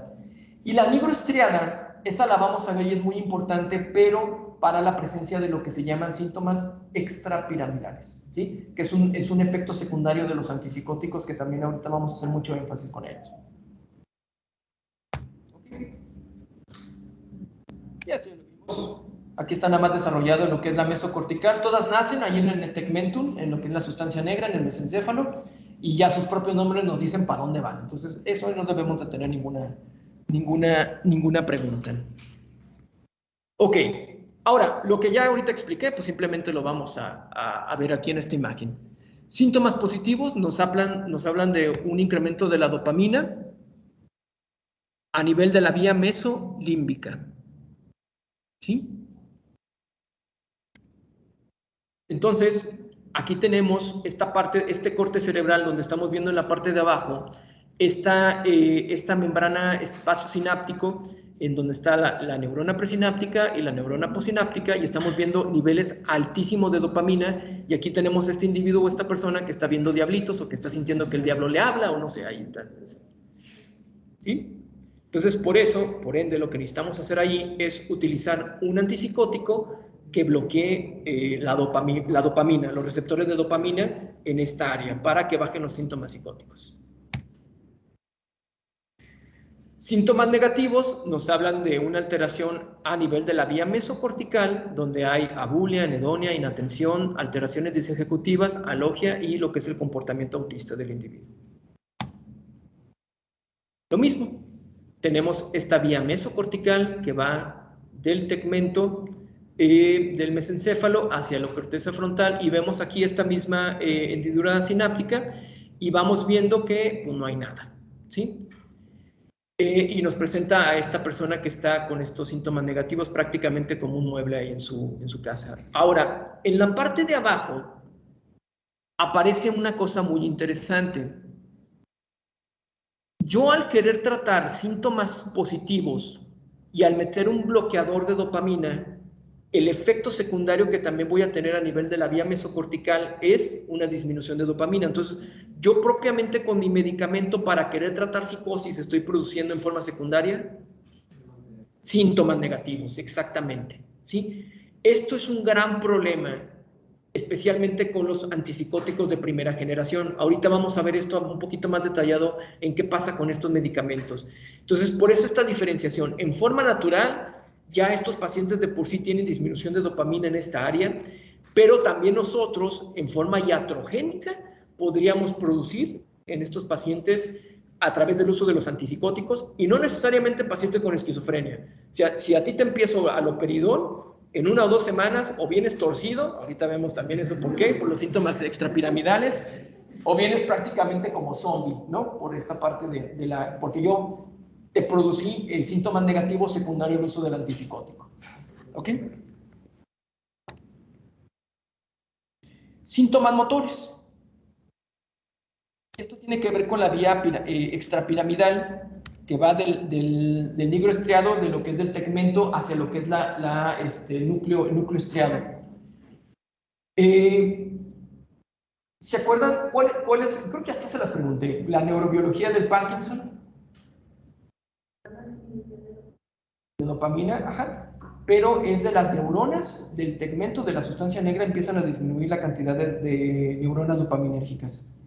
Y esto va haciendo que en el nivel estriado se produzca disminución de dopamina y esto provoca en forma secundaria parkinsonismo, rigidez, asinesia, bradicinesia y temblor. ¿Sí? Entonces, yo con el uso de mi antipsicótico estoy en mi querer, en mi necedad por bajar los niveles de dopamina, estoy produciendo a nivel de la vía mesocortical síntomas negativos. Y en forma secundaria también la otra iatrogenia que estoy provocando con el antipsicótico es síntomas motores, especialmente síntomas extrapiramidales. Y vemos al paciente con esquizofrenia con todos estos síntomas, ¿no? Desde que llega al consultorio, de hecho en el hospital de psiquiatría es muy común que utilicen los antipsicóticos viejitos y en cantidades muy altas, y entonces cuando estaba yo en consulta en urgencias, llegaba el paciente todo parkinsonizado, ¿sí? ¿Por qué? Porque por la necesidad de bajarle rápido la psicosis, le metían aloperidol a dosis masiva, y sí, le bajaban la psicosis, pero a cambio de eso terminaba habiendo un paciente que estaba prácticamente rígido. Y el otro, y ahí en algo que hubo con el examen que se confundieron mucho, cuando hay una disminución de dopamina ya a niveles ya mucho más grandes y mucho más abruptos, uno de las cosas que tenemos que temer es también el desarrollo de algo que se llama síndrome neuroléptico maligno, ¿sí? Que es una rigidez masiva, ¿sí? Con presencia de fiebre, y que en el 20% de los pacientes, si yo no lo trato, es mortal, porque es la rigidez tan grande que ¿qué pasa con el músculo cuando hay una rigidez así tan intensa? ¿Mande? Puede fracturar hueso, pero algo que pudiera haber como más de índice de mortalidad. ¿Qué pasa con el músculo? ¿Sí qué? Rabdomiolisis. La rabdomiolisis es la ruptura de las membranas del músculo. Existe lo que se llama rabdomiolisis y esas proteínas se van al riñón y producen insuficiencia renal. ¿Sí? Y eso es lo que termina matando al paciente que tiene un síndrome neuroléptico maligno. Entonces, todavía existe. Me ha tocado a mí pacientes que... A mí me tocó, cuando empecé a trabajar en el hospital de psiquiatría, llegó un paciente, clásico, paciente que es como que el primo de quién sabe quién y que es un paciente que te encargan, paciente que se va a complicar. Entonces ya, un paciente que desarrolla primer episodio psicótico y le empiezo risperidona, que la risperidona es un antipsicótico pero de tipo de segunda generación atípico para cuidar a este chavo, ¿no? Pues quiero cuidar a este chavo. Entonces sí estaba psicótico, estaba un poco irritable por la cuestión de la hospitalización, pero estaba controlable. Llega fin de semana y entonces lo ve el psiquiatra y lo ve psicótico y quita mi tratamiento y le empieza aloperidol a dosis monstruo.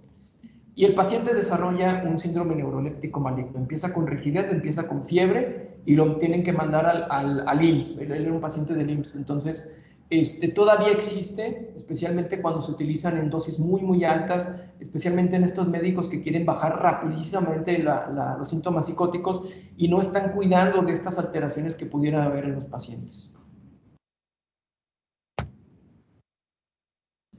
De neuroimagen vamos a saltar un poquito aquí.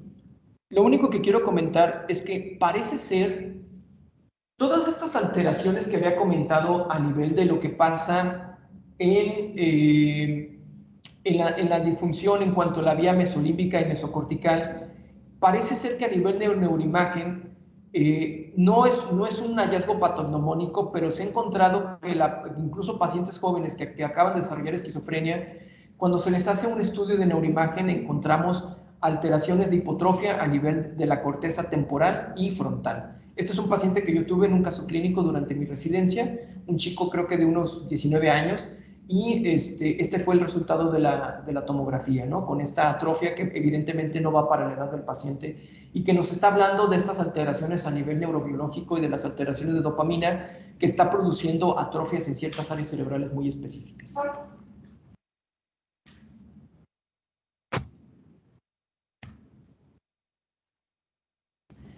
Muy bien. Para la última media hora vamos a ver lo que es la parte de los medicamentos y el tratamiento, pero ¿hasta aquí tienen alguna duda, chicos, en internet o aquí del salón? ¿No? Bueno. Sí, claro. Ya antes todavía no se practicaban los grados. Ajá, todavía, no, todavía. De hecho, generalmente un buen grupo de estos pacientes vienen después del exorcista, sí. Entonces sí podría como que bajo cierta cultura tomarse como una persona consciente. Sí, por supuesto. Sí, por supuesto.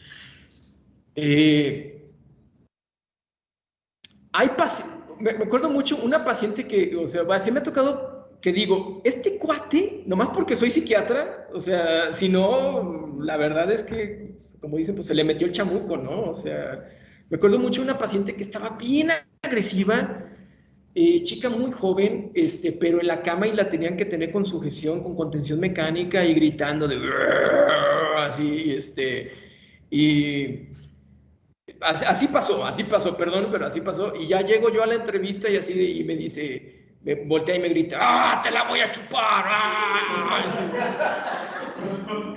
Ok, se tuvo que hacer terapia electroconvulsiva y se curó, con la terapia electroconvulsiva. Pero no, o sea, sí hay pacientes que sí, o sea, el funcionamiento psicótico, las alucinaciones, las cuestiones del demonio y esto, o sea, sí, parece que el cuate que tiene el chamuco adentro, sí. Y es muy común que sí se les haga el respectivo exorcismo. Ok, entonces regresando a lo que es al tratamiento. Lo que nos interesa en una primera instancia es bajar los síntomas psicóticos, los síntomas estos que son como más explícitos de alucinaciones, de alteraciones sensoperceptivas, y como había comentado, esto se tiene que hacer por medio de buscar disminuir la cantidad de dopamina. Ahora, no vamos a bajar la dopamina, lo que vamos a hacer es un bloqueo de los receptores de dopamina, ¿sí? Ahí es donde va a trabajar el medicamento. Hay muchos tipos de receptores de dopamina, creo que hay hasta de 7, de 8, pero el que se ha visto y que se ha hipotetizado que es el más importante para su trabajo en cuanto a la disminución de los síntomas psicóticos es el receptor, fundamentalmente el D2, ¿ok? Y lo que queremos y deseamos es que haya un bloqueo aproximadamente de un 65 a un 85%. Esto se refiere a que si tengo un medicamento que está bloqueando menos de ese 65%, realmente no tengo una respuesta terapéutica, pero que si me paso del 85%, empiezo a tener ya muchas presencias de síntomas psicóticos, síntomas secundarios, como los síntomas motores, ¿sí? Entonces yo tengo que buscar cierta dosis de medicamento que haga la chamba, pero que tampoco nos exponga a los síntomas secundarios, ¿ok? Y vamos a hacer la diferenciación entre lo que es antipsicóticos típicos de primera generación y los antipsicóticos de segunda generación. Los antipsicóticos típicos, ya esto también se los había comentado a ustedes, fue una serendipia, fue un hallazgo fortuito, realmente ni siquiera estaban buscando antipsicóticos, nadie estaba buscando medicamentos para quitar la psicosis, realmente se estaba, creo que, buscando medicamentos para la gripa, y resulta que, pues, quién sabe por qué, encontraron la mentada clorpromacina, y se la dieron a un tipo ahí que estaba psicótico, y resultó que bajó sus síntomas psicóticos, y de ahí se empezaron a hacer los estudios con los antipsicóticos. Entonces, pero se empezó a observar que estos antipsicóticos muy buenos para bajar estos síntomas psicóticos, pero que estaban empezando a presentar todos estos síntomas secundarios en estos pacientes. Los tenían con desarrollo de síndrome neuroléptico maligno, con alteraciones prácticamente con Parkinson a edades tempranas. Y se empezó a crear este otro grupo de antipsicóticos de segunda generación, o lo que conocemos como atípicos, que lo que hacen es un bloqueo de receptor de dopamina, pero menos intenso. Realmente lo que hacen es hacen un bloqueo bien interesante, porque lo que hacen los antipsicóticos típicos, llegan al receptor y lo bloquean y se quedan ahí. Y lo que hacen los antipsicóticos de segunda generación es como un golpear y huir. O sea, bloquean, pero luego se van y permiten que no baje tanto los niveles de dopamina de manera tan extensa, y esto hace que no haya tantos efectos secundarios, ¿sí? Y parece ser que también tiene otro efecto secundario de antagonismo sobre el receptor de serotonina que permite también que libere un poquito más de dopamina. Entonces, están bien raros, la verdad, estos atípicos, pero lo que quiero que quede claro es esta diferenciación entre que los de primera generación es un bloqueo masivo constante del receptor, mientras que los de segunda generación producen un bloqueo parcial, vamos a ponerlo de esta manera, ¿sí? Y eso permite hasta cierto punto que ese bloqueo parcial se logre ese 65-85% y permite que haya todavía una cierta cantidad de dopamina que produce que no haya tantos efectos secundarios, particularmente en el ámbito motor, ¿ok?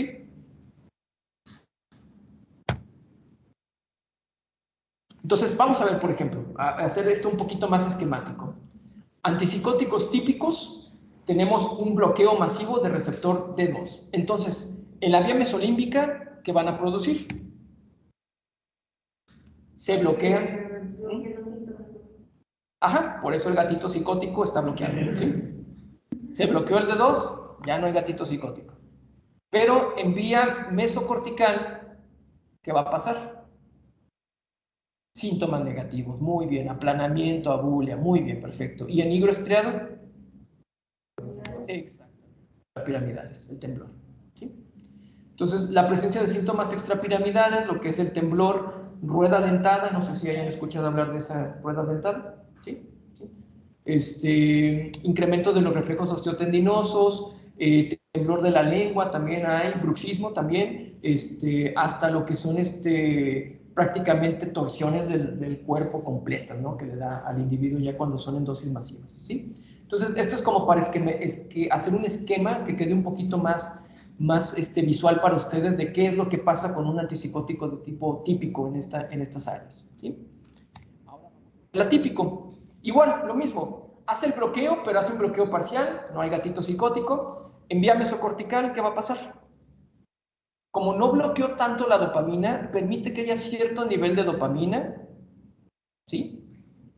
En vía mesocortical no tenemos tanto los síntomas negativos y en higro estriado tampoco tenemos alteraciones de tipo motores, ¿sí? Gracias a los antipsicóticos atípicos.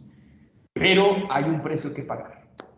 También los antipsicóticos atípicos tienen otro tipo de síntomas secundarios. ¿Alguien sabe qué tipo de síntomas secundarios? Danos, ¿no?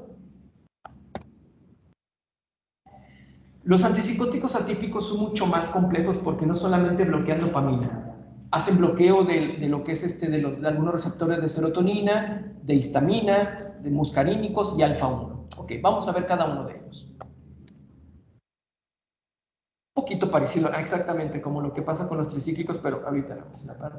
Entonces, a nivel de 5-HT2, incluso parece ser que al bloquear ese receptor de serotonina mejora la dopamina todavía más y mejora la cuestión cognitiva. Está bien raro ese efecto, pero así pasa, ¿sí? Está un poquito más complejo, que está más fácil ver los otros. El H1 de histamina, ¿qué pasa si bloqueamos histamina? Somnolencia, sueño, que es uno de los efectos secundarios de los antihistamínicos de primera generación, ¿sí? Entonces, muchos de estos antipsicóticos atípicos casi la mayor parte de ellos son sedantes. Eso es bueno también porque permite que si el paciente está con los síntomas psicóticos y está un poco agitado o está un poco inquieto o los síntomas psicóticos no lo hace que duerma bien, pues todavía mejor, le bajo lo psicótico y aparte se lo doy la dosis en la noche y eso permite que duerma mejor. Esto también ha hecho que muchos antipsicóticos atípicos sean usados en dosis pequeñas en pacientes que tienen insomnio.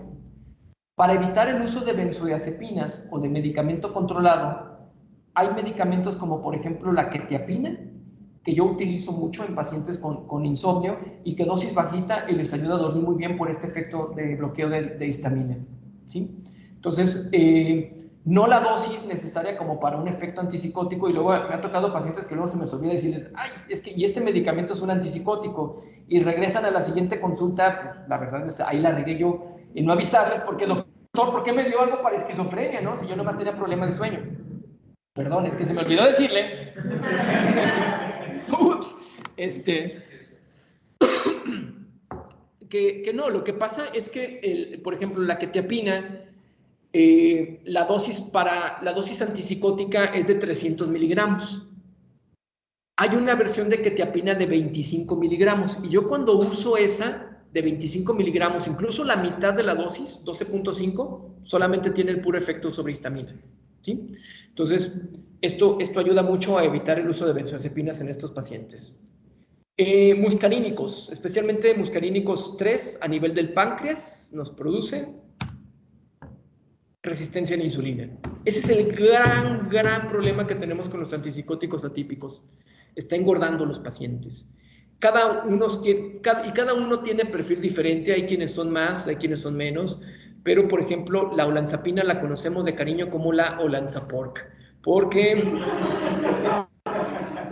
está gacha, o sea, sí engorda mucho la olanzapina. Y a nivel de alfa-1, bloqueo de alfa-1, particularmente a nivel cardiovascular, incluso puede llegar a presentar hipotensión, ¿sí? Entonces, esto hace que los antipsicóticos atípicos sean mucho más complejos, y quiero que particularmente hagamos la diferenciación entre los síntomas secundarios del medicamento de los antipsicóticos típicos, por qué producen estos efectos secundarios, y los antipsicóticos atípicos, algunos de estos efectos secundarios, para que cuando ustedes vean algún día un paciente que trae quetiapina o trae olanzapina en dosis bajita, y no se saquen de onda de por qué le empezó a una paciente con depresión o con ansiedad un antipsicótico en dosis baja. Lo más probable es que el doctor quiera, en lugar de usar alguna benzodiazepina, utilizar un medicamento diferente para permitir que el paciente tenga un mejor patrón de sueño. ¿Ok? ¿Hasta aquí alguna duda con los medicamentos? ¿No? ¿Mande? Fíjate que no se ha determinado, o sea, que haya como afectaciones a nivel gastrointestinal por el uso de estos medicamentos. Y si lo hay, realmente médicamente, clínicamente, no ha sido significativo, ¿sí? Esa parte.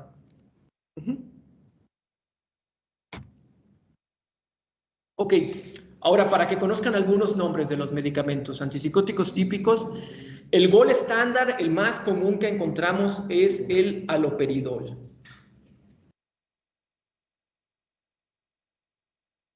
Ese es el más común, ese es el que siempre en el hospital de psiquiatría te van a querer inyectar inmediatamente, el haloperidol. La clorpromacina como aquel primer antipsicótico que se encontró en forma fortuita, y otro nombre de ellos es la levomepromacina y el suclopentixol, ¿sí? Pero yo creo, quédense con el primero, con haloperidol, ¿sí? Quiero que se aprendan ese nombre, quiero que sepan que ese es un antipsicótico de tipo típico. Y que por lo tanto, si yo veo un paciente que está usando haloperidol, ¿qué tipo de síntomas tendría que estar cuidando que esté desarrollando ese paciente? Exactamente, muy bien, perfecto.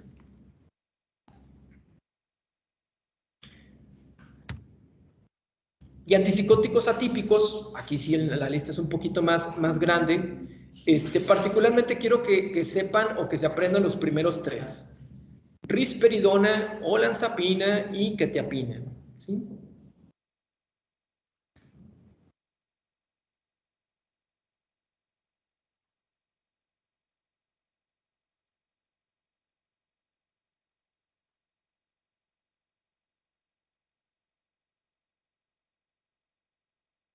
Si los síntomas negativos y epidemiológicos son muy intensos, ¿se les baja la dosis o qué se les hace? Muy buena pregunta. Yo ayer tuve un paciente que acaba de salir de estar hospitalizado y llegó con dosis muy alta de haloperidol y trae síntomas negativos. Lo que estoy haciendo yo es un cambio de tratamiento. Voy a hacer el cambio de haloperidol, le voy a hacer el cambio a quetiapina, pero voy a ir haciendo un cambio paulatino. Entonces voy a ir metiendo quetiapina, pero como la quetiapina es muy sedante, la tengo que meter poco a poquito. Entonces voy metiéndole, ahorita ya llegué a los 300 miligramos, pero me tardé como 2 semanas en llegar a los 300 miligramos, y ya que estoy con los 300 miligramos, el haloperidol ya lo voy bajando paulatinamente. Estoy haciendo un cambio. Es válido cualquiera de las dos opciones. O este mismo medicamento, por ejemplo, ese paciente tiene que ver con el perfil. Si ese paciente metabólicamente está muy fregado, está obeso, está con una diabetes poco controlada, la verdad es que no es conveniente que le cambie a un atípico. Mejor me quedo con el típico, pero le bajo a la dosis mínima posible que con el cual puede estar controlado. Si mi paciente no tiene alteraciones en la cuestión metabólica, es una persona joven, yo sí haría el cambio, y es lo que estoy haciendo con este paciente. Mejor bajo el haloperidol y en algún momento dado hago el salto al atípico, pero no puedo quitar uno y meter el otro, ¿sí? Tengo que ir metiendo uno y hacer un switcheo paulatino de los medicamentos, ¿ok? Lo mismo para los antidepresivos, también en psiquiatría, eso también va igual. Tanto switcheo de antidepresivos como de medicamentos antipsicóticos tienen que ser en forma de switcheo gradual, ¿ok?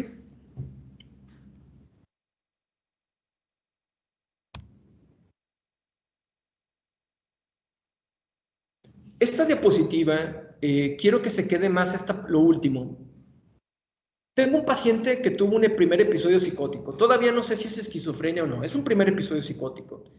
Y a lo mejor ya se está controlando, pero todavía no me queda claro muy bien el diagnóstico. Pero solamente por el hecho de haber tenido un episodio psicótico, lo que las guías de tratamiento nos recomienda, o en este caso lo que es esta bibliografía del libro Kaplan, es que ese tratamiento se debe de mantener por espacio de 1 año a 2 años, ¿sí? ¿Para qué? Para producir una nueva regulación de esa vía mesolímbica. Pero si ya es un paciente ya con episodios psicóticos ya recurrentes y constantes, es de 2 a 5 años. Pero si el paciente ya prácticamente es esquizofrenia, el diagnóstico podemos decir prácticamente que es un medicamento o un tratamiento que va a ser de por vida, ¿sí? Ok, estos digamos es como la parte de lo que más podemos temer en cuanto al uso de los antipsicóticos, el síndrome neuroléptico maligno, que obvio, y como ya comentamos, es algo más que compete al uso de los antipsicóticos típicos, particularmente del uso del haloperidol, y lo que comentaba de la mortalidad de hasta un 20-30%. El tratamiento para el síndrome neuroléptico maligno, pues en primer lugar es quitar completamente el medicamento, el uso de medidas básicas de soporte vital, cuidar el riñón, hidratar muy bien, uso de benzodiazepinas para producir lo que es el relajamiento muscular, y en algunos casos incluso extrañamente, muy interesantemente, el cambio hacia otro tipo de antipsicótico de tipo atípico pudiera también mejorar esa parte, pero en general se deja sin tratamiento al paciente y la vigilancia estrecha. Y hay algunos antipsicóticos que parece que bajan el umbral convulsivo. Entonces, si bajo mi umbral convulsivo y el paciente tiene riesgo de epilepsia, pues lo único que voy a hacer es que sea más factible que presente nuevas crisis epilépticas. Entonces, hay que tener cuidado de alguno de ellos que también disminuyen el umbral convulsivo. ¿Ok?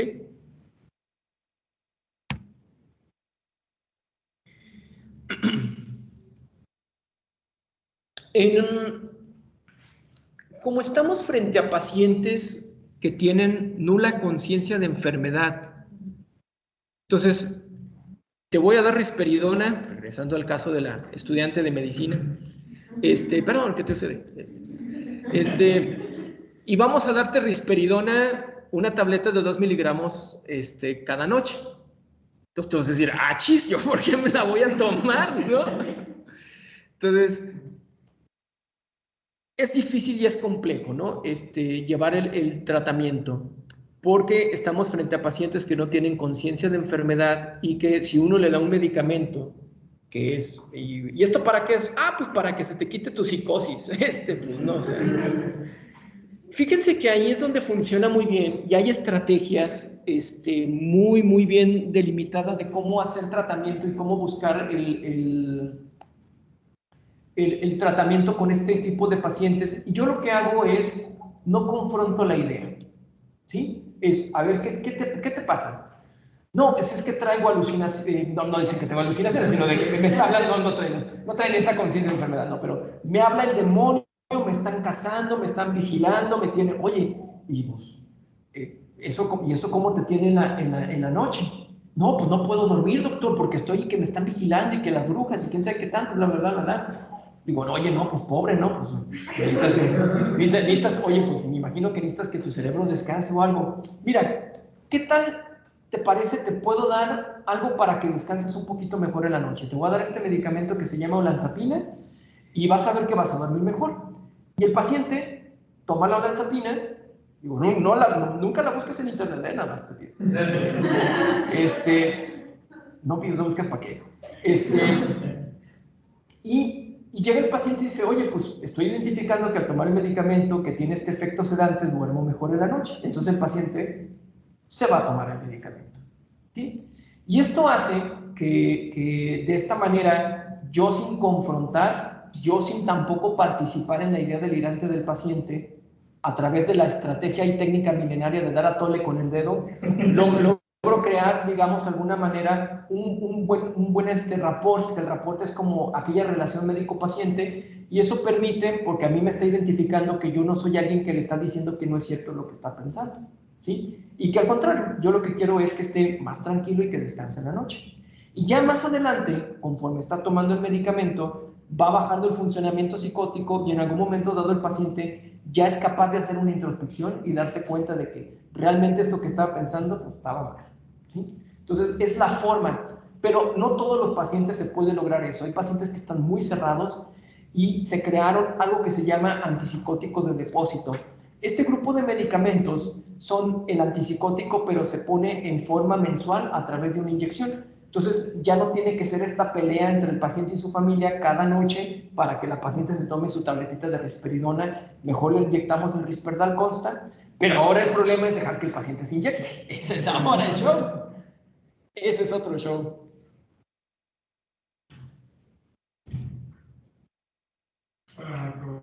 Hola, buenas. Vengo del Departamento de Comunicación a hacer unas imágenes para el informe del rector de clases. ¿Cómo pasa? Sí. Gracias.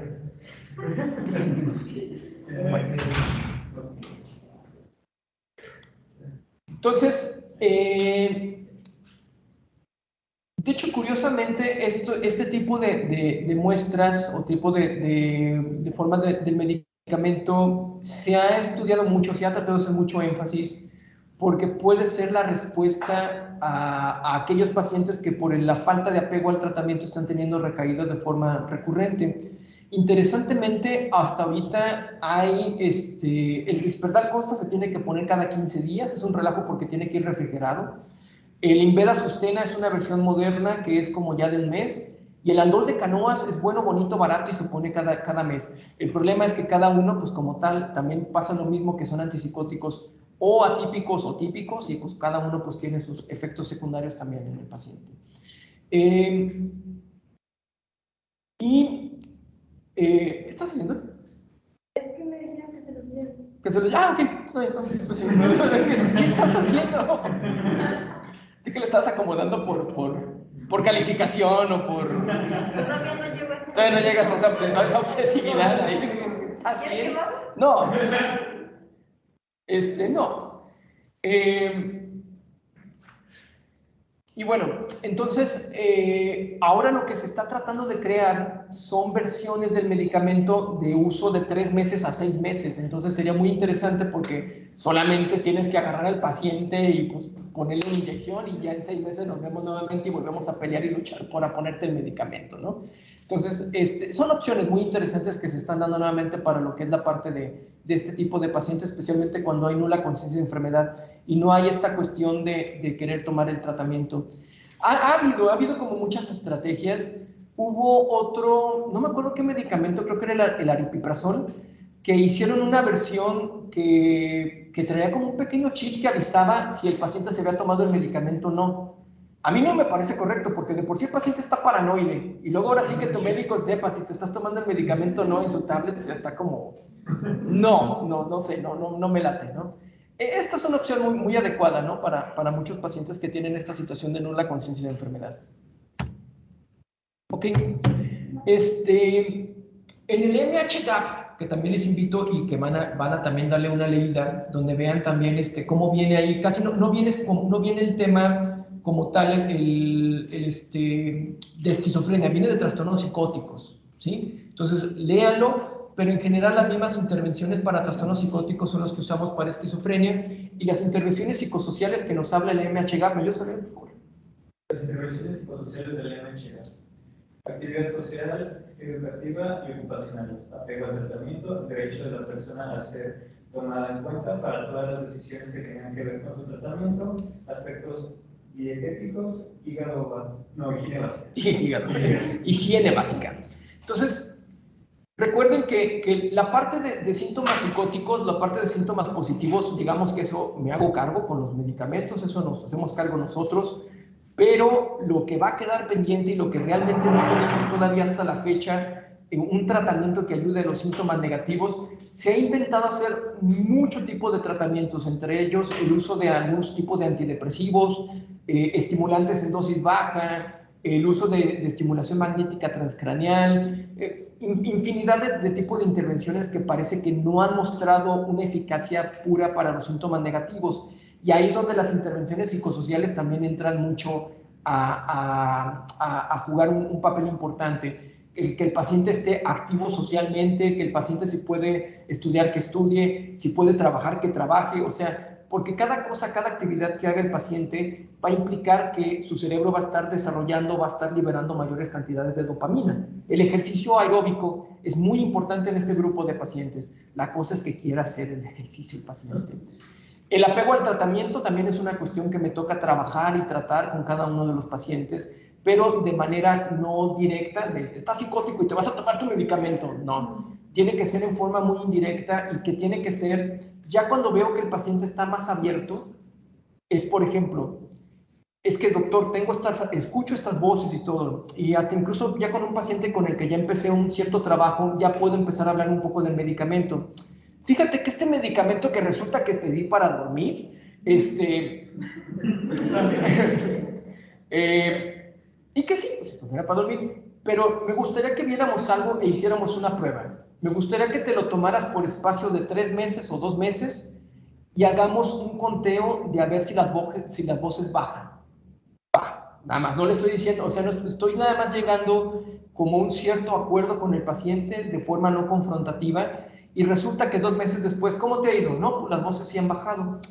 Pues fíjate que el medicamento parece ser que pudiera ayudarte a bajar las voces. Entonces, pues yo recomiendo que subamos un poquito más la dosis y hagamos un nuevo experimento para ver si el siguiente mes bajan todavía más las voces. Va. Y así empiezo a trabajar con el paciente, ¿sí? De una manera no confrontativa, de una manera, porque lo que la familia quiere es casi traerte al paciente y que tú le digas que está psicótico, que hagas una superintervención y una catarsis, para que el paciente identifique y le sople la rosa de Guadalupe y se dé cuenta de que no estaba psicótico, ¿no? Entonces, no, así no funciona y yo tengo que trabajar mucho con la familia de que tienen que ser muy pacientes y de no confrontar estas ideas, por más absurdas, por más bizarras que tenga el paciente, no confrontarlas, porque si no, vamos a empezar en cuestiones de irritabilidad o incluso de conato de agresión.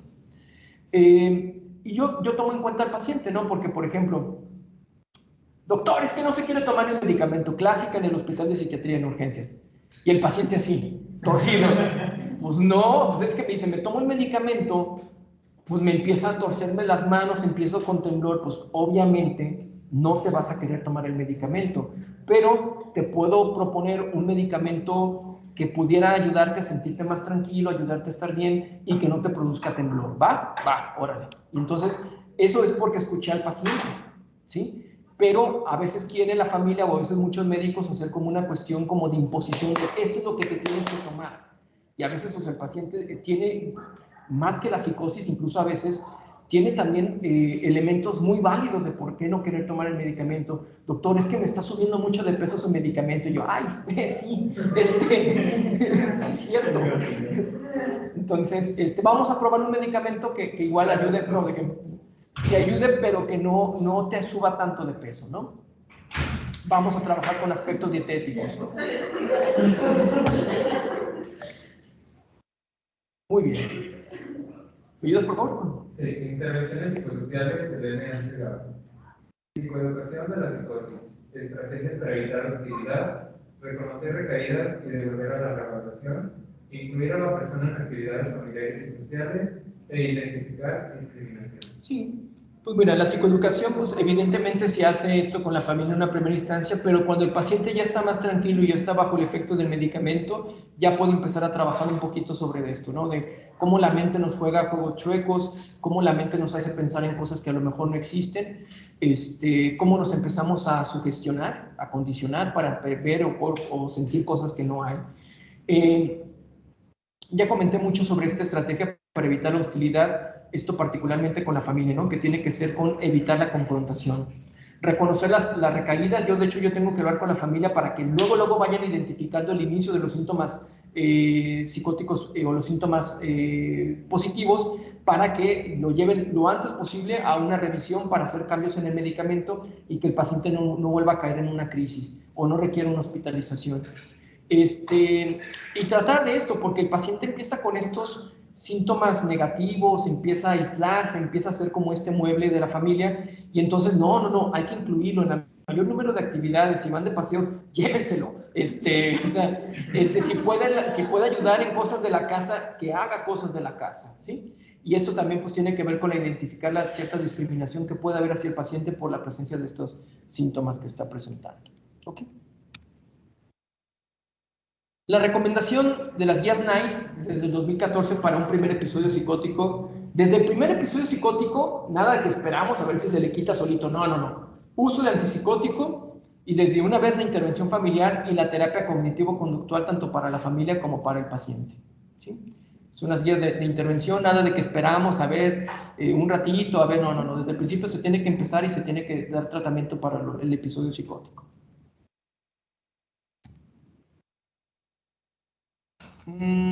Ok, a ver, chicos, esto es lo que quiero que tomen en cuenta porque pues evidentemente esto va a ser una parte muy importante para el examen final. Entonces, esto digamos que es como el repaso de los conceptos que quiero que tomen de lo que vimos en esta clase. Sé que estuvo muy acelerado, pero bueno, pues por la cuestión de tiempo. Entonces, ¿qué vamos a ver? Especialmente para que tomen en consideración, lo vuelvan a releer, lean la guía MHGAP. El concepto de funcionamiento psicótico, que es algo que es una psicosis, la diferenciación entre síntomas positivos y síntomas negativos, ¿sí? Y esto tiene que ver también con la vía neurobiológica, ¿no? En dónde está cada uno de ellos. Un poco de epidemiología, que se refiere a esta cuestión del 1%, y de los homocigotos, que es hasta el 48%. Lo que hace la diferenciación entre la edad de inicio entre hombres y mujeres, lo que son las hipótesis de etiología, ¿sí? Los aspectos neurobiológicos, las vías dopaminérgicas, no las 4, solamente 3, mesolímbica, mesocortical y nigrostriada. Y la diferenciación entre medicamentos antipsicóticos típicos y atípicos, ¿ok? Y eso es lo que se va a preguntar, ¿ok? Para que hagan un repaso sobre esto. ¿Muy bien? Muy bien, pues bueno, justo a tiempo. ¿Alguna duda, pregunta sobre la parte de esquizofrenia, chicos? Allá, chicos, en internet, ¿alguna duda, pregunta?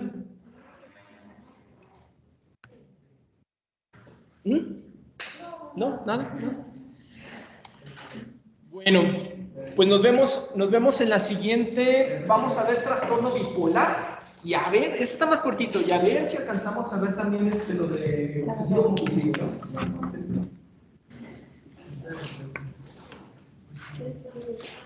Gracias. ¿Eh?